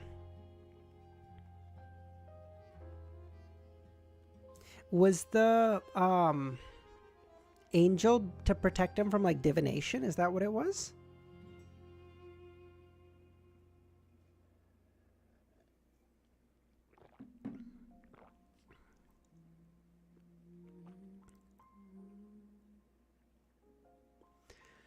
He sat up in silence, staring ahead, waiting for a long time. He was worried that the 6-member council wouldn't react fast enough, allowing the exploratory team to corrupt more members of the City of Silver with the mushrooms and doom fruits.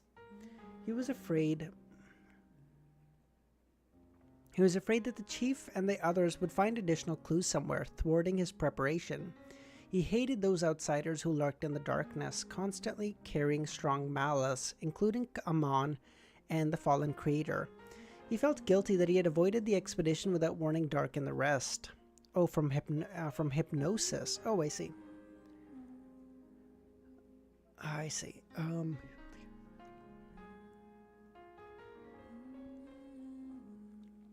He had painfully eliminated a classmate who could be considered a friend with his own hands. Although Derrick didn't see Dark as Dark's ultimate end, he believed that the man who had transformed into that state was already no different from dead. Derrick didn't know how long he had been waiting while he experienced those mixed feelings. Midway, he even rekindled the candle. With just intimidation. Oh, I see. Derrick, finally, he heard the voice of a seal being opened and the door opening. Turning his head, he saw, with the aid of the yellow candlelight, a woman in a black skirt walk in. Her hair was tied up in a ponytail and it hung down to her waist. Ma'am Afleur, Derrick subconsciously called out. Afleur was a pretty woman, but she had wrinkles at the corners of her eyes. She smiled and nodded in response, and walked with light footsteps and sat down across from him. Do you have anything you wish to say? She asked gently. Colin is the only high sequence beyonder that we know of at the City of Silver, right? Everyone else is like sequence 5s or 6s or whatever? Or in the council anyway? I feel like it was mentioned that Colin is the only high sequence beyonder, no? Derrick instinctively lifted his head and looked over, only to discover that her pupils somehow turned into vertical golden slits. What the fuck? His mind went adrift as he entered a sleepwalking state. Afleur adjusted the candle flame, letting the dim yellow light completely shine on the boy's face. Her pale golden pupils became increasingly indifferent, like an emotionless audience. Suddenly, after rings of faint light appeared in those golden vertical pupils. It seemed to form a vortex and constructed a maze. In his stupor, Derrick felt himself drifting away in the endless darkness and countless bright colors. Oh, sorry. I see. It was the opposite. Only one of them is not a sequence, is not a high sequence beyonder, Lovia, but she's there because she's a shepherd, and you know. Oh, I see.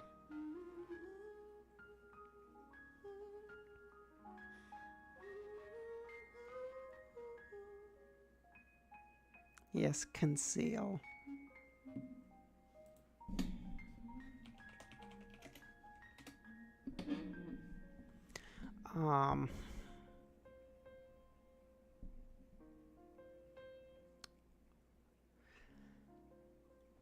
I don't know. Derrick remembered his training and maintained the same state of mind as before. I don't know. I've always been in a daze, as if I was dreaming, only occasionally having clearness of mind. At the same time as his reply, two complex green symbols appeared in Demon Hunter Colin's eyes. Oh no, sorry, I think I just skipped a whole fucking bunch. Hold on. At that moment, he suddenly became clear-headed. He felt as if something had ingeniously caught him in that state of reverie. He saw the flickering yellow candlelight and Aflor sitting across from him with her pale golden vertical pupils. In the corner shadow, a grizzled chief, Elder Colin, walked out. After nodding to the chief, Aflor asked Derrick, "What have you been doing all this time?" "I don't know. I've always been in a daze, as if I was in a dream, only occasionally having a clearness of mind." At the same time as his reply, the two complex dark green symbols appeared in Dark Demon Hunter Colin's eyes. "Do you know that you had conflict with dark regions?" Yeah, that was, yeah. Alright, Eridus, come on. Be nicer than that, come on. "I only remember that we were fighting. I felt that he saw a man hanging upside down on a cross and a man in a pointed hat and a crystal monocle. Yes, I saw him at the back of the dungeon. He opened his mouth and spoke with a smile." "What did he say?" Aflor pressed. "I can't remember. I only remember one thing." He said with a smile, "Fallen creator, true creator, shepherd." He had taken such a risk just to tell the chief the name of the fallen creator and that a shepherd was suspicious. Fallen creator, true creator. It matches the contents of the murals at the bottom of the temple, Colin nodded. "Shepherd," he whispered with a frown. "And then?" Aflor's voice. "After that, they clashed and there was a lot of light, very bright lights. Then I woke up and I kept coughing." The dark green symbols in Colin's eyes didn't fade this entire time as he monitored for Evelyn to ask about details. Derrick answered selectively and pushed the blame onto Amon according to script, and he claimed amnesia for anything that went beyond. "Where did you get the axe? Where did you get the Sun Pathways formula?" "I bought the axe from an underground market. The person was masked, and I could only tell that he was a male. The Sun Pathway was left to me by my parents. They discovered it during an expedition. There were points of suspicion that had always been there, so the hanged man assumed they were bound to ask while questioned. Therefore, he made Derrick repeatedly rehearse the answers." Oh, good for him.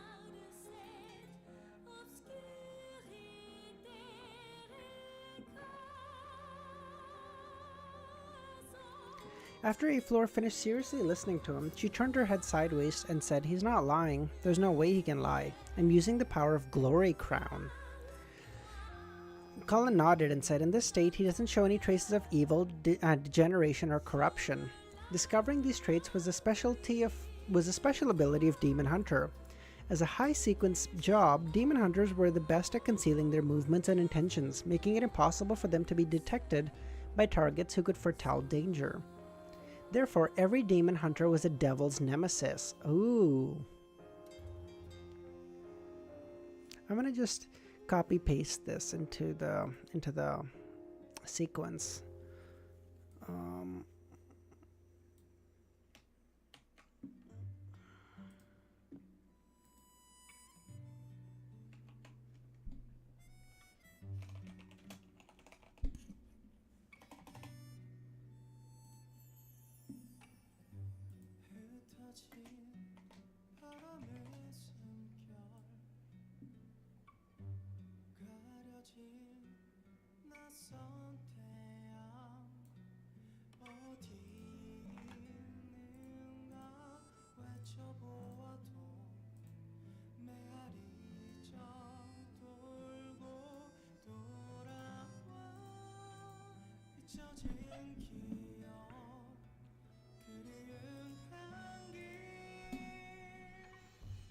Okay.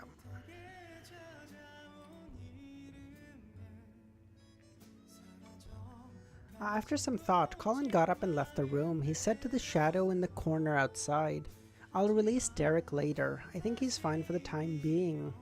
However, secretly monitor him for now. If Amon is able to produce 2 avatars, he might be able to make a 3rd. Yes, Chief, the shadow responded. After Derrick woke up, the interrogation chamber was empty, with only the words informing him that he was free to leave. He secretly heaved a sigh of relief as he began walking out. While doing so, he thought of the hanged man's advice. You can't relax just like that and end up careless. They will continue surveillance for the time being. Otherwise, your chief is lacking. Yes, I can't even recite the honorific name of the fool anymore for the time being. As he walked down the stairs, he suddenly saw a familiar figure in a purple striped black robe. It was the beautiful shepherd, Elder Lovia. Her pale gray eyes swept over Derrick with a gentle smile. Back in her room, with an indifferent experience, Lovia walked to the desk and unfolded a piece of parchment that was made from leather. Her left hand pinched the index finger of her right hand and snapped the tip of her finger. However, not a single drop of blood dripped, as if her blood had been gathered onto the surface of her finger.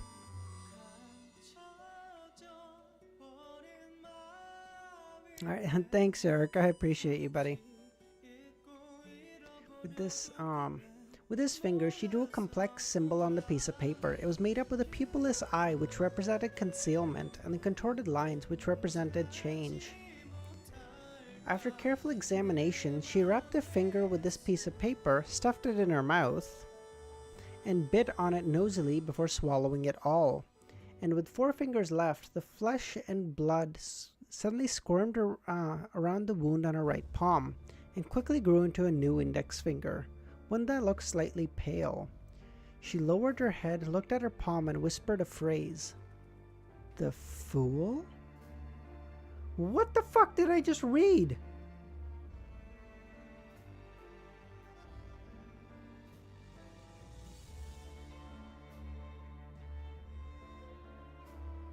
Hold on, I need to reread this. Give me a second.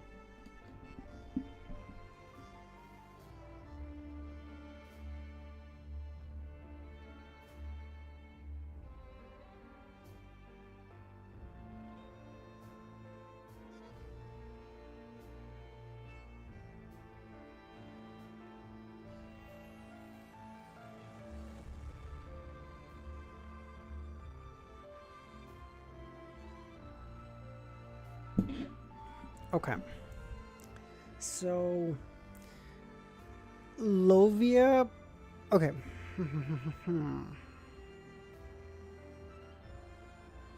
Okay, hold on.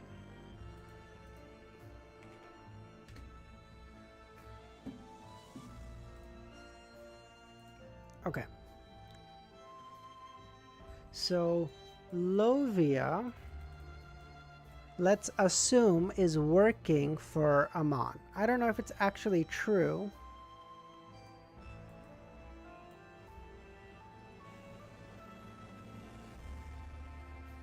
Or she's... right? And so she somehow divined or somehow received the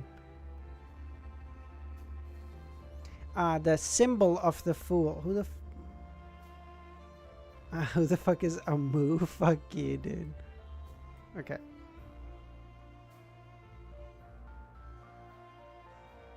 Oh.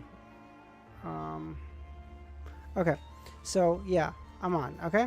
So, Lovia's working for Amon. No problem. So, and then she somehow divines or somehow receives the symbol of the fool.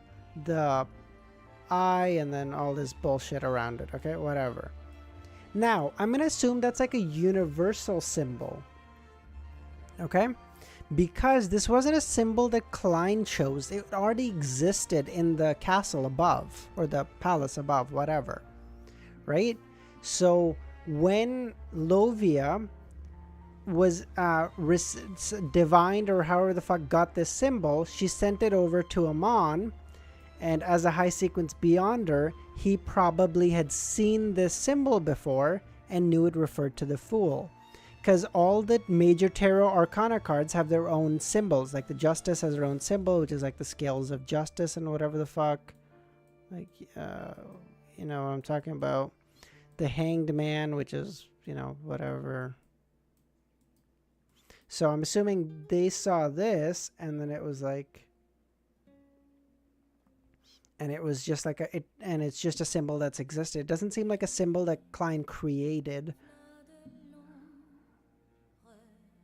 But again, I could just be making this up either.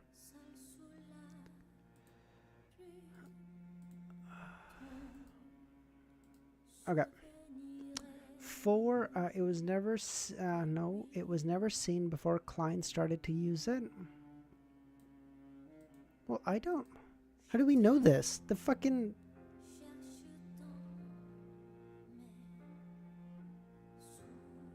wasn't, I feel like it was just on the back of the chair. Secret Supplement 8 is listener. Ooh, hold on. Secret Supplement 8 is, okay, in my translation it says whispered. I will put listener in, I'll put listener in quotes. She got a direct revelation. Oh, a direct revelation would be from a god then. Or I guess a hidden existence, like do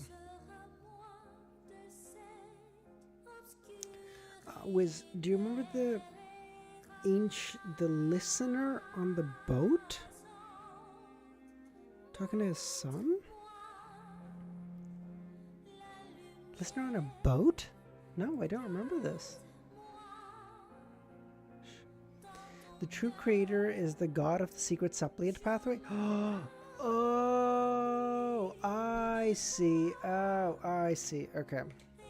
True creator.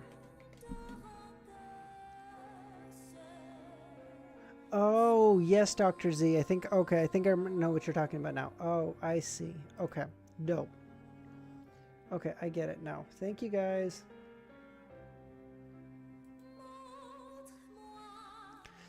Okay, 401.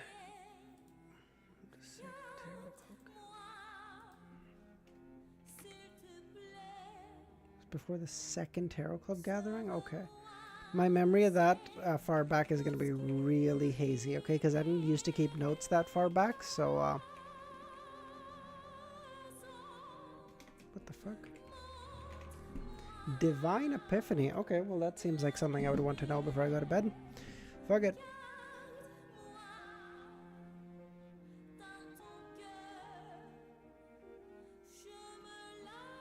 Okay,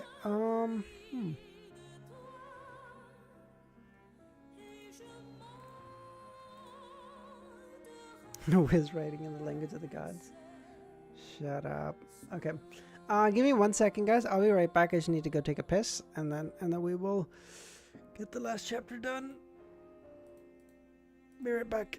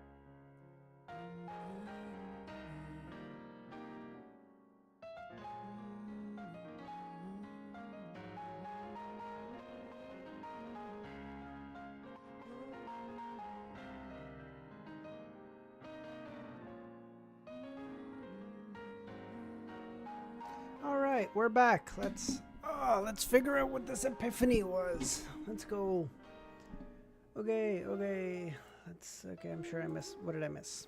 Okay. I just want him to know true creator always pays attention to his believers and talks to them, so Lovia doesn't need anyone else to tell her what to do. Oh, okay. Okay. When they used the true creator's corruption to fake that Amon and the true creator fought, the true creator saw the ritual Derrick did through the corruption and gave Lovia a revelation. Oh, I see. Thank you. Okay, that makes a lot of sense. Okay, thank you. Okay. 401, Divine Epiphany. Look at this. We're back to our pre-break speed, which is great. This is great because now we can. Someone asked earlier, I don't know when, but someone asked like, when will I catch up to easy? The answer looks like somewhere within the next 2 weeks, probably. But it also depends on how much he streams and how long he streams for, because Easy has this amazing fucking ability to stream for way longer than I can. Like, I stream way more consistently, like, and like, for a set period of time. But the fact that he can do, like, 5-hour, 8-hour streams is out of his, like, there's no fucking shot. Since sequence 8 of the sequence, of the secret supplement listener, he communicates with them a lot. Okay. Backland. In a basement that resembled a temple, Mr. A is dressed in a hooded black robe, motionlessly, quietly knelt in front of a figurine of the hanged giant for an extended period of time. Suddenly, he pricked up his ears as if he was listening to something. After a short pause, Mr. A's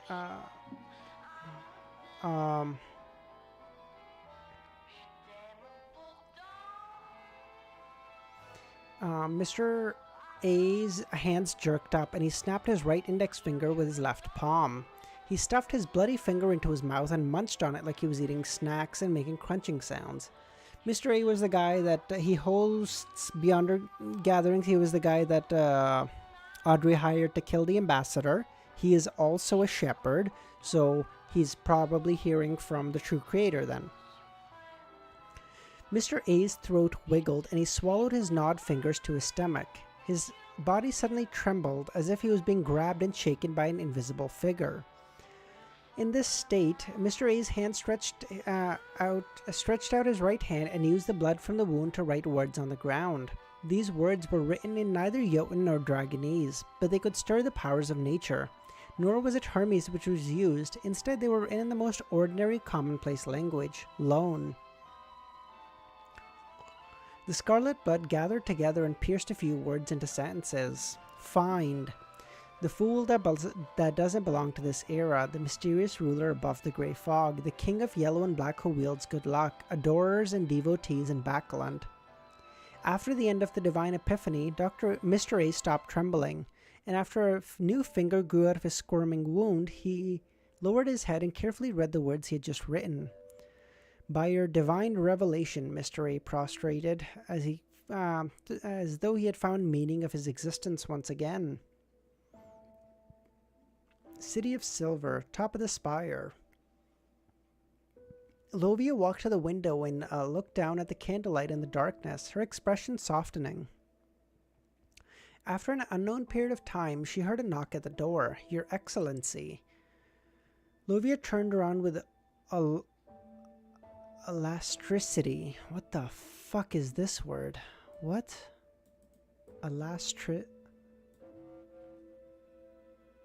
Klein just entered the big leagues? Fuck yeah, a literal god just said, find me this guy. Alacrity. Alacrity. Never mind. Brisk and cheerful readiness.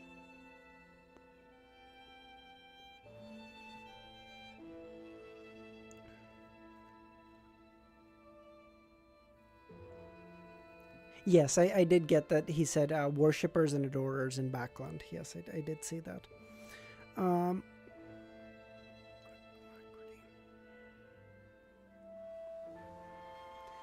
The person standing outside was none other than demon hunter Colin Iliad. He had a draped brown coat and a leather belt with secret compartments around his waist. Lovia, the abnormality of the exploration team has been verified. As captain, regardless of your condition, you have to stay in the dungeon for 3 days and undergo the Glory Crown's cleansing. You know this is the rule. I know, I've already made the preparations to stay in the dungeon for a bit. When it's over, I can accept any arrangements, even if you guys still don't trust me. Hold on.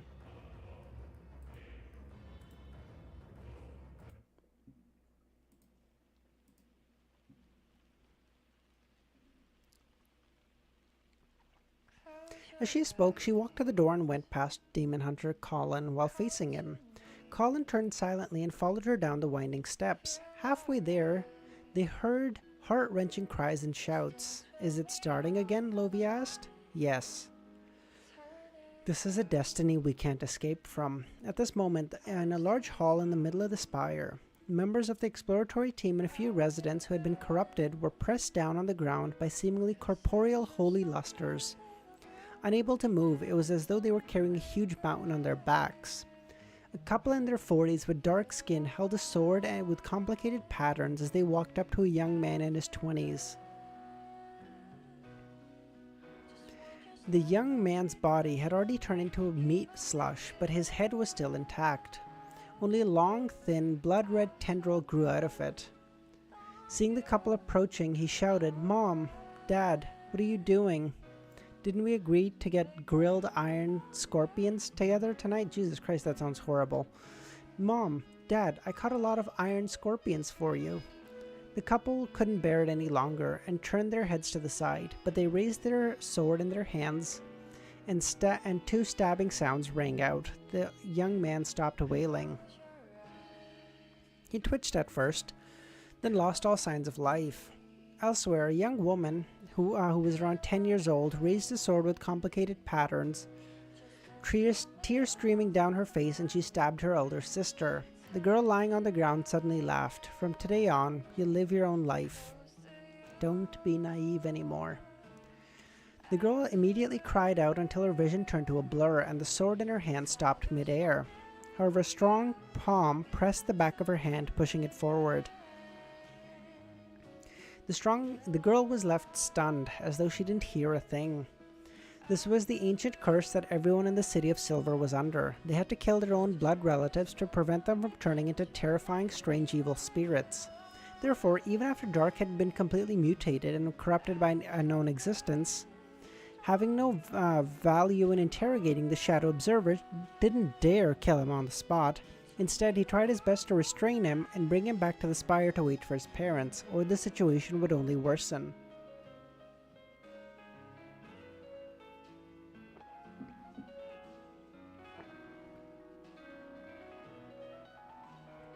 The exploratory team was currently receiving the same treatment they had been subjected to, a process that remained unchanged for 2,000 years. No one knew if they would mutate right after dying in this state.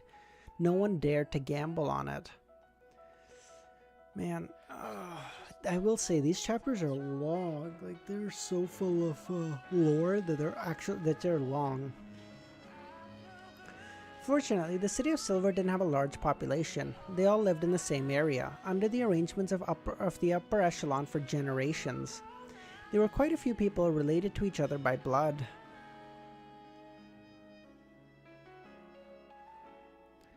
Even if they were limited by 3 generations, they would still be able to find quite a few. Because of this, the Beyonder in charge of setting up a patrol team would have to consider the matter of blood ties to prevent any unexpected situations.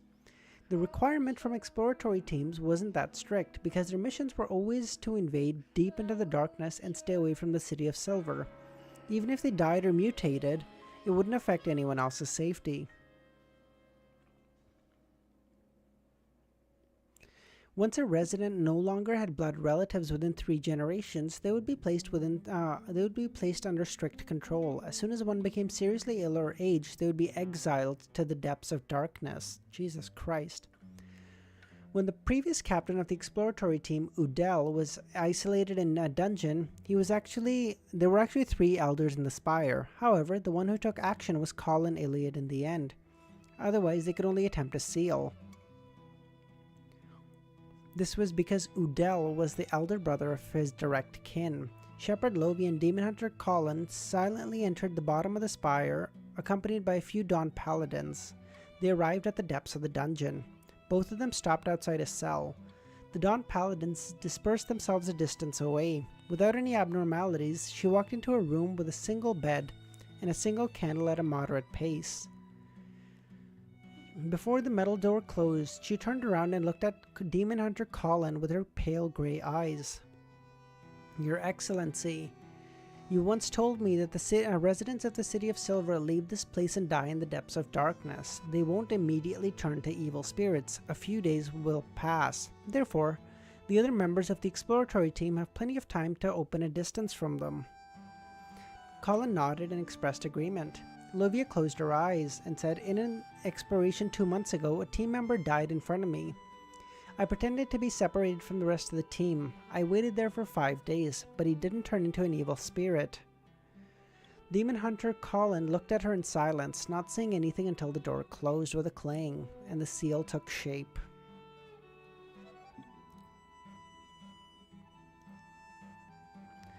In the ancient palace above the grey fog, after waiting for a while, Klein was relieved to see there were no changes from the sun. He should have succeeded. He rubbed his temples and descended. Okay.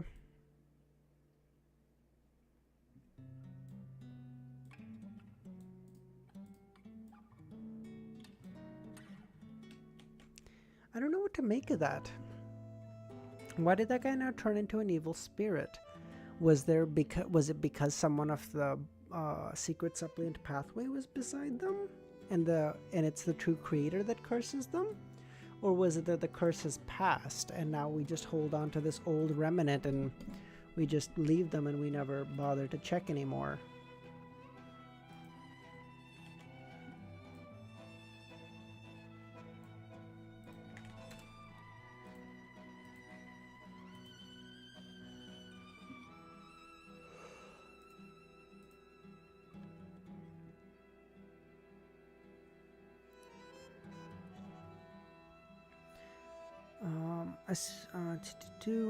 As soon as he felt the presence of his body, Klein experienced a bitter cold. He sneezed and removed the wall of spirituality and crawled into bed.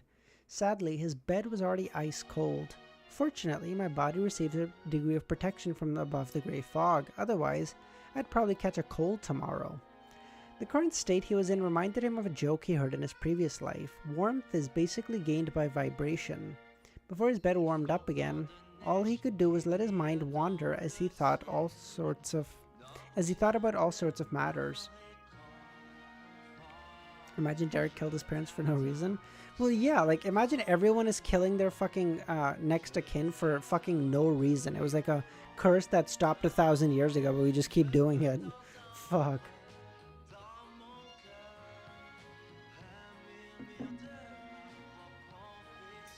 Before his bed warmed, yes, there are no pressing matters for me recently. Magician principles have been concluded. Even if I don't challenge the impossible, only engaging and acting normally, I should be able to digest the potion around New Year's. My next task is to collect the ingredients for the Faceless Potion and save up the funds. Not something I can rush. The taut strings in Klein's mind gradually softened, and he suddenly thought of resting for 2 or 3 days. As the bed warmed, he suddenly fell asleep without realizing it. When he woke up, he heard the church bells ring 8 times.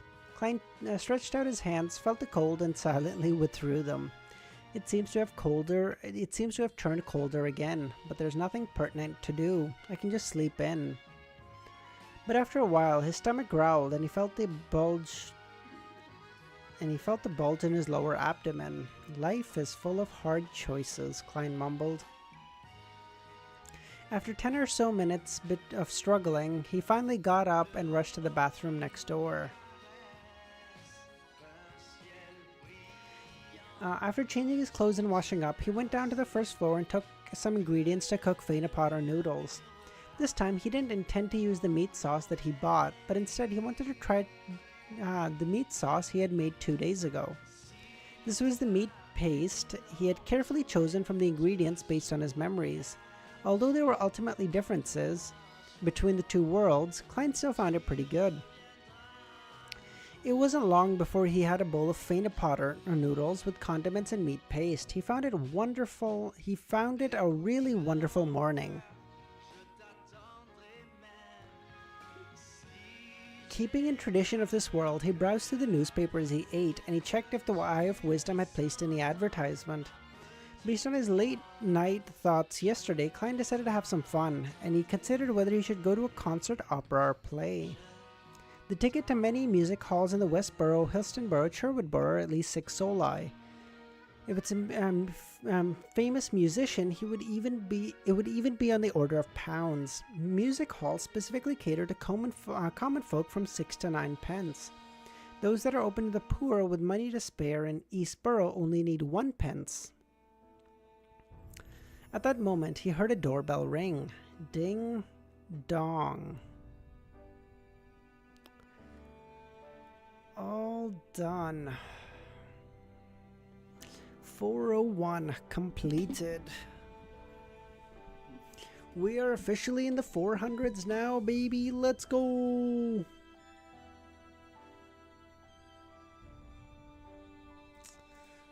Hold on.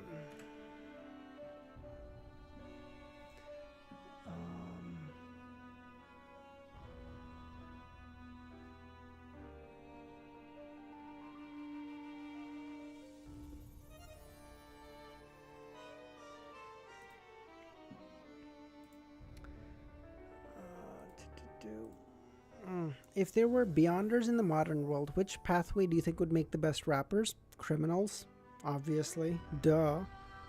Most rappers, I really want you to watch the trailer of the new gacha game. It has Lord of the Mysteries vibe. What's the name? Remember, I can pull it up. Yeah, I don't mind. Criminals, of course, Eridas. What a silly question.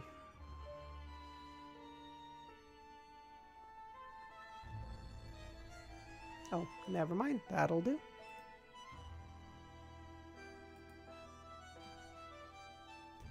Silver Palace.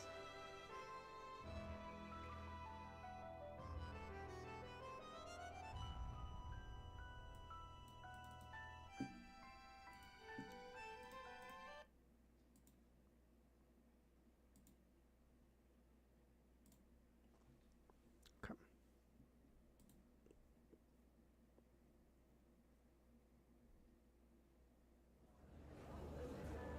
We have a big case on our hands. Dozens are dead, burned to ashes. You may be the best detective. But Sylvania isn't the best city there is. Wow, that is okay. I can see the Lord of the Mysteries vibe. It's very Victorian, England. Yeah, for sure. The city is like liquid silver, always changing. What is true might not always. What the fuck is she writing? Hold on. The city is like liquid silver, always changing. So there's cars, but our MC is riding a metallic horse? What the fuck is this? What is true might not always stay true. Sin. Okay, that's standard. Evil stalk the city like a stubborn shadow.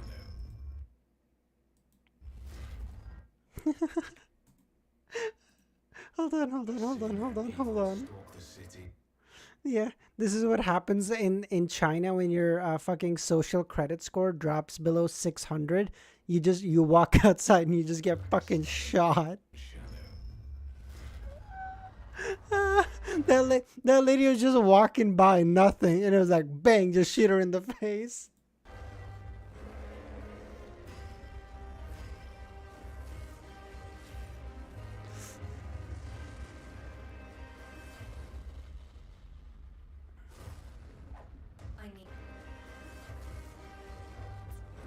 Hold on.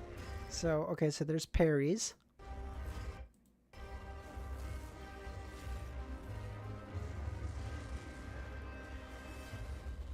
Average prisoner pathway. I need an assistant. I'm off. I'm here for the interview. Average American at 7 years old being handed a fucking long rifle instead of, like, I don't know, some basic mathematics, arithmetics.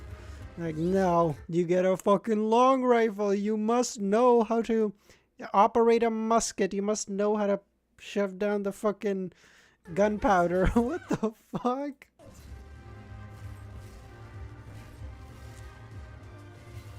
Who is this gal? Look who it is. Yeah, cool. You shall become my knight in her stead. Knight in her stead. Interesting. Okay. Another detective then, maybe?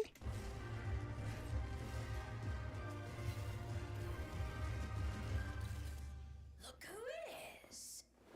You're not welcome in Sophronia. Yeah, this is what happens in China when you jaywalk in another city and then you move or whatever, because then you get kicked out of that city and they're like, no, you jaywalked. Okay, we don't even want you here. Get the fuck out of here. Do not talk to the detective with that tone. Oh, what are you gonna do?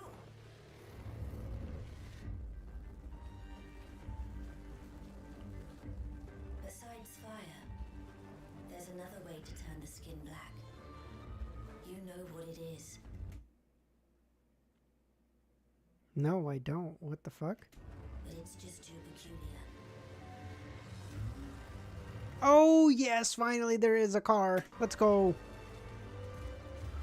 I better be able to drive. Because, oh, you know what this reminds me of? This reminds me of the car from Final Fantasy 15, I want to say.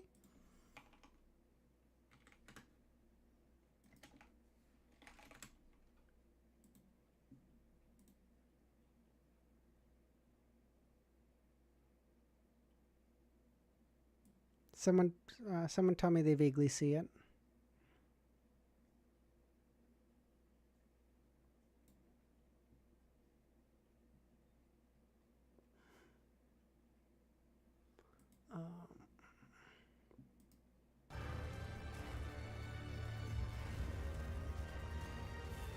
Jeez, oh, that looks dope as fuck.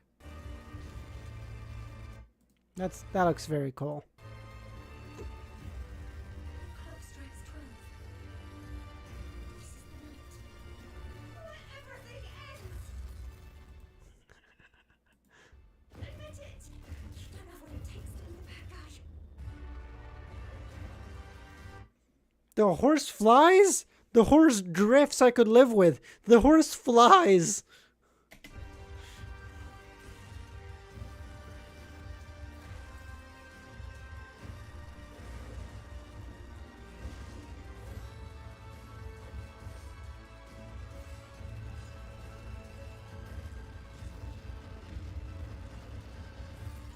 Fairy tales mean something else to us. Are the two detectives fighting themselves? What is happening? Escape fate. Unless you are the author. Okay, that's cool. No longer a detective. So why are you still so excited? Have we seen a single fucking man here? Like we saw like a 4-year-old boy or whatever, but like what the fuck? I feel like I didn't see a single playable I didn't see a single guy that would be a that wouldn't be an NPC. What the fuck?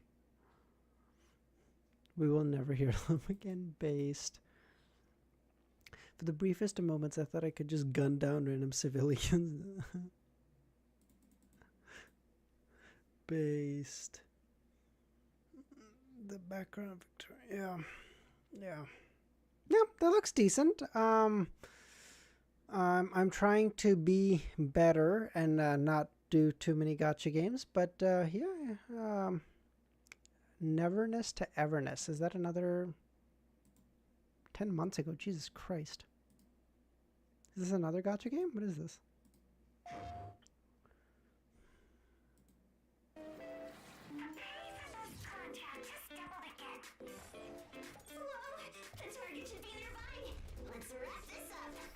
Oh, whoa, that looks dope as fuck. Hold on.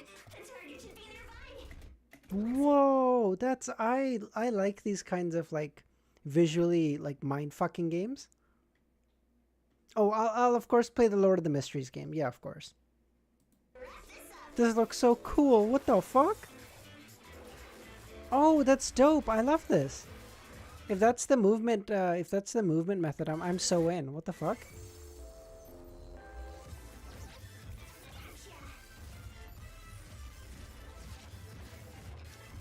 Visually looks very cool too. I like that. Okay. Yeah.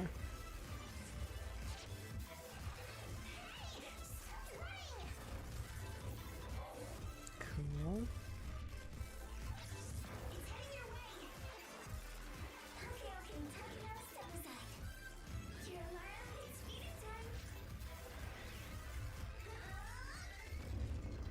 I never did understand this trope of you're trying to get into the beta. That'd be awesome.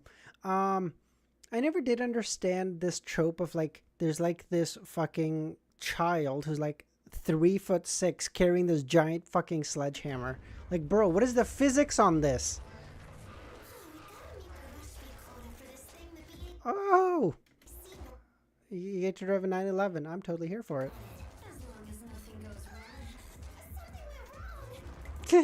Something went wrong.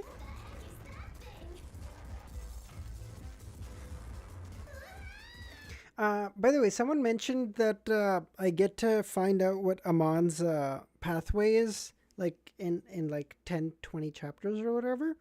Someone said it last stream. Ramiro deleted the message, but I saw it before it got deleted. If the fucking divination works out, do you know Anata? Yes, I have heard of that. Yes. If that divination turns out correct, I'm gonna post that entire divination as a fucking video. That there's like 0 chance, just statistically. What are the chances? 100 divided by 22. There's like a 4.5% chance that turns out correct. There'd be fucking no shot. But if by some miracle of God it does, I'm posting that as a video. Holy shit.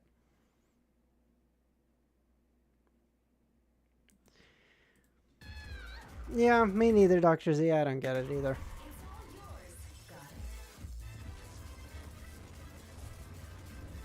Does she have wings? Did I missee this? She has wings. She has wings.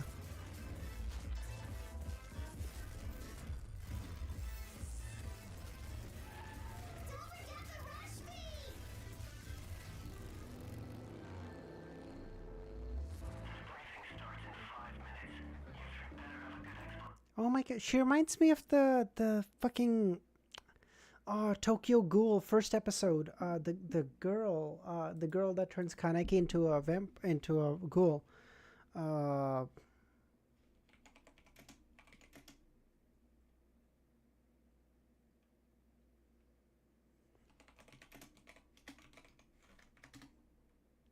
Rize, yes, Rize.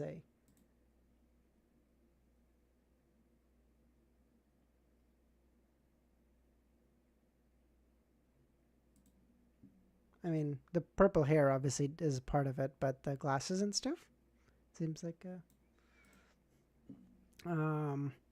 are you craving Korean fried chicken right now? No, I am not. Thank you for asking, though. I am craving fucking go to sleep. Holy shit, I'm so tired. And then hopefully tomorrow my sleep schedule is okay because I need to start making videos too. I have no idea what to make videos on because I need to catch up on so many episodes, like 5 episodes of fucking To Be Hero X.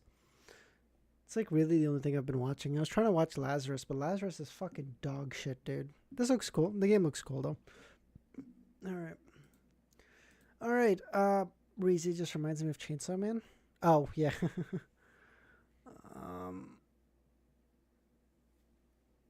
That's half the reason I usually watch anime with either dub. You didn't say mute. Stop. You don't watch anime muted. Dr. Z, no, you're killing me. That's like where all the fun is.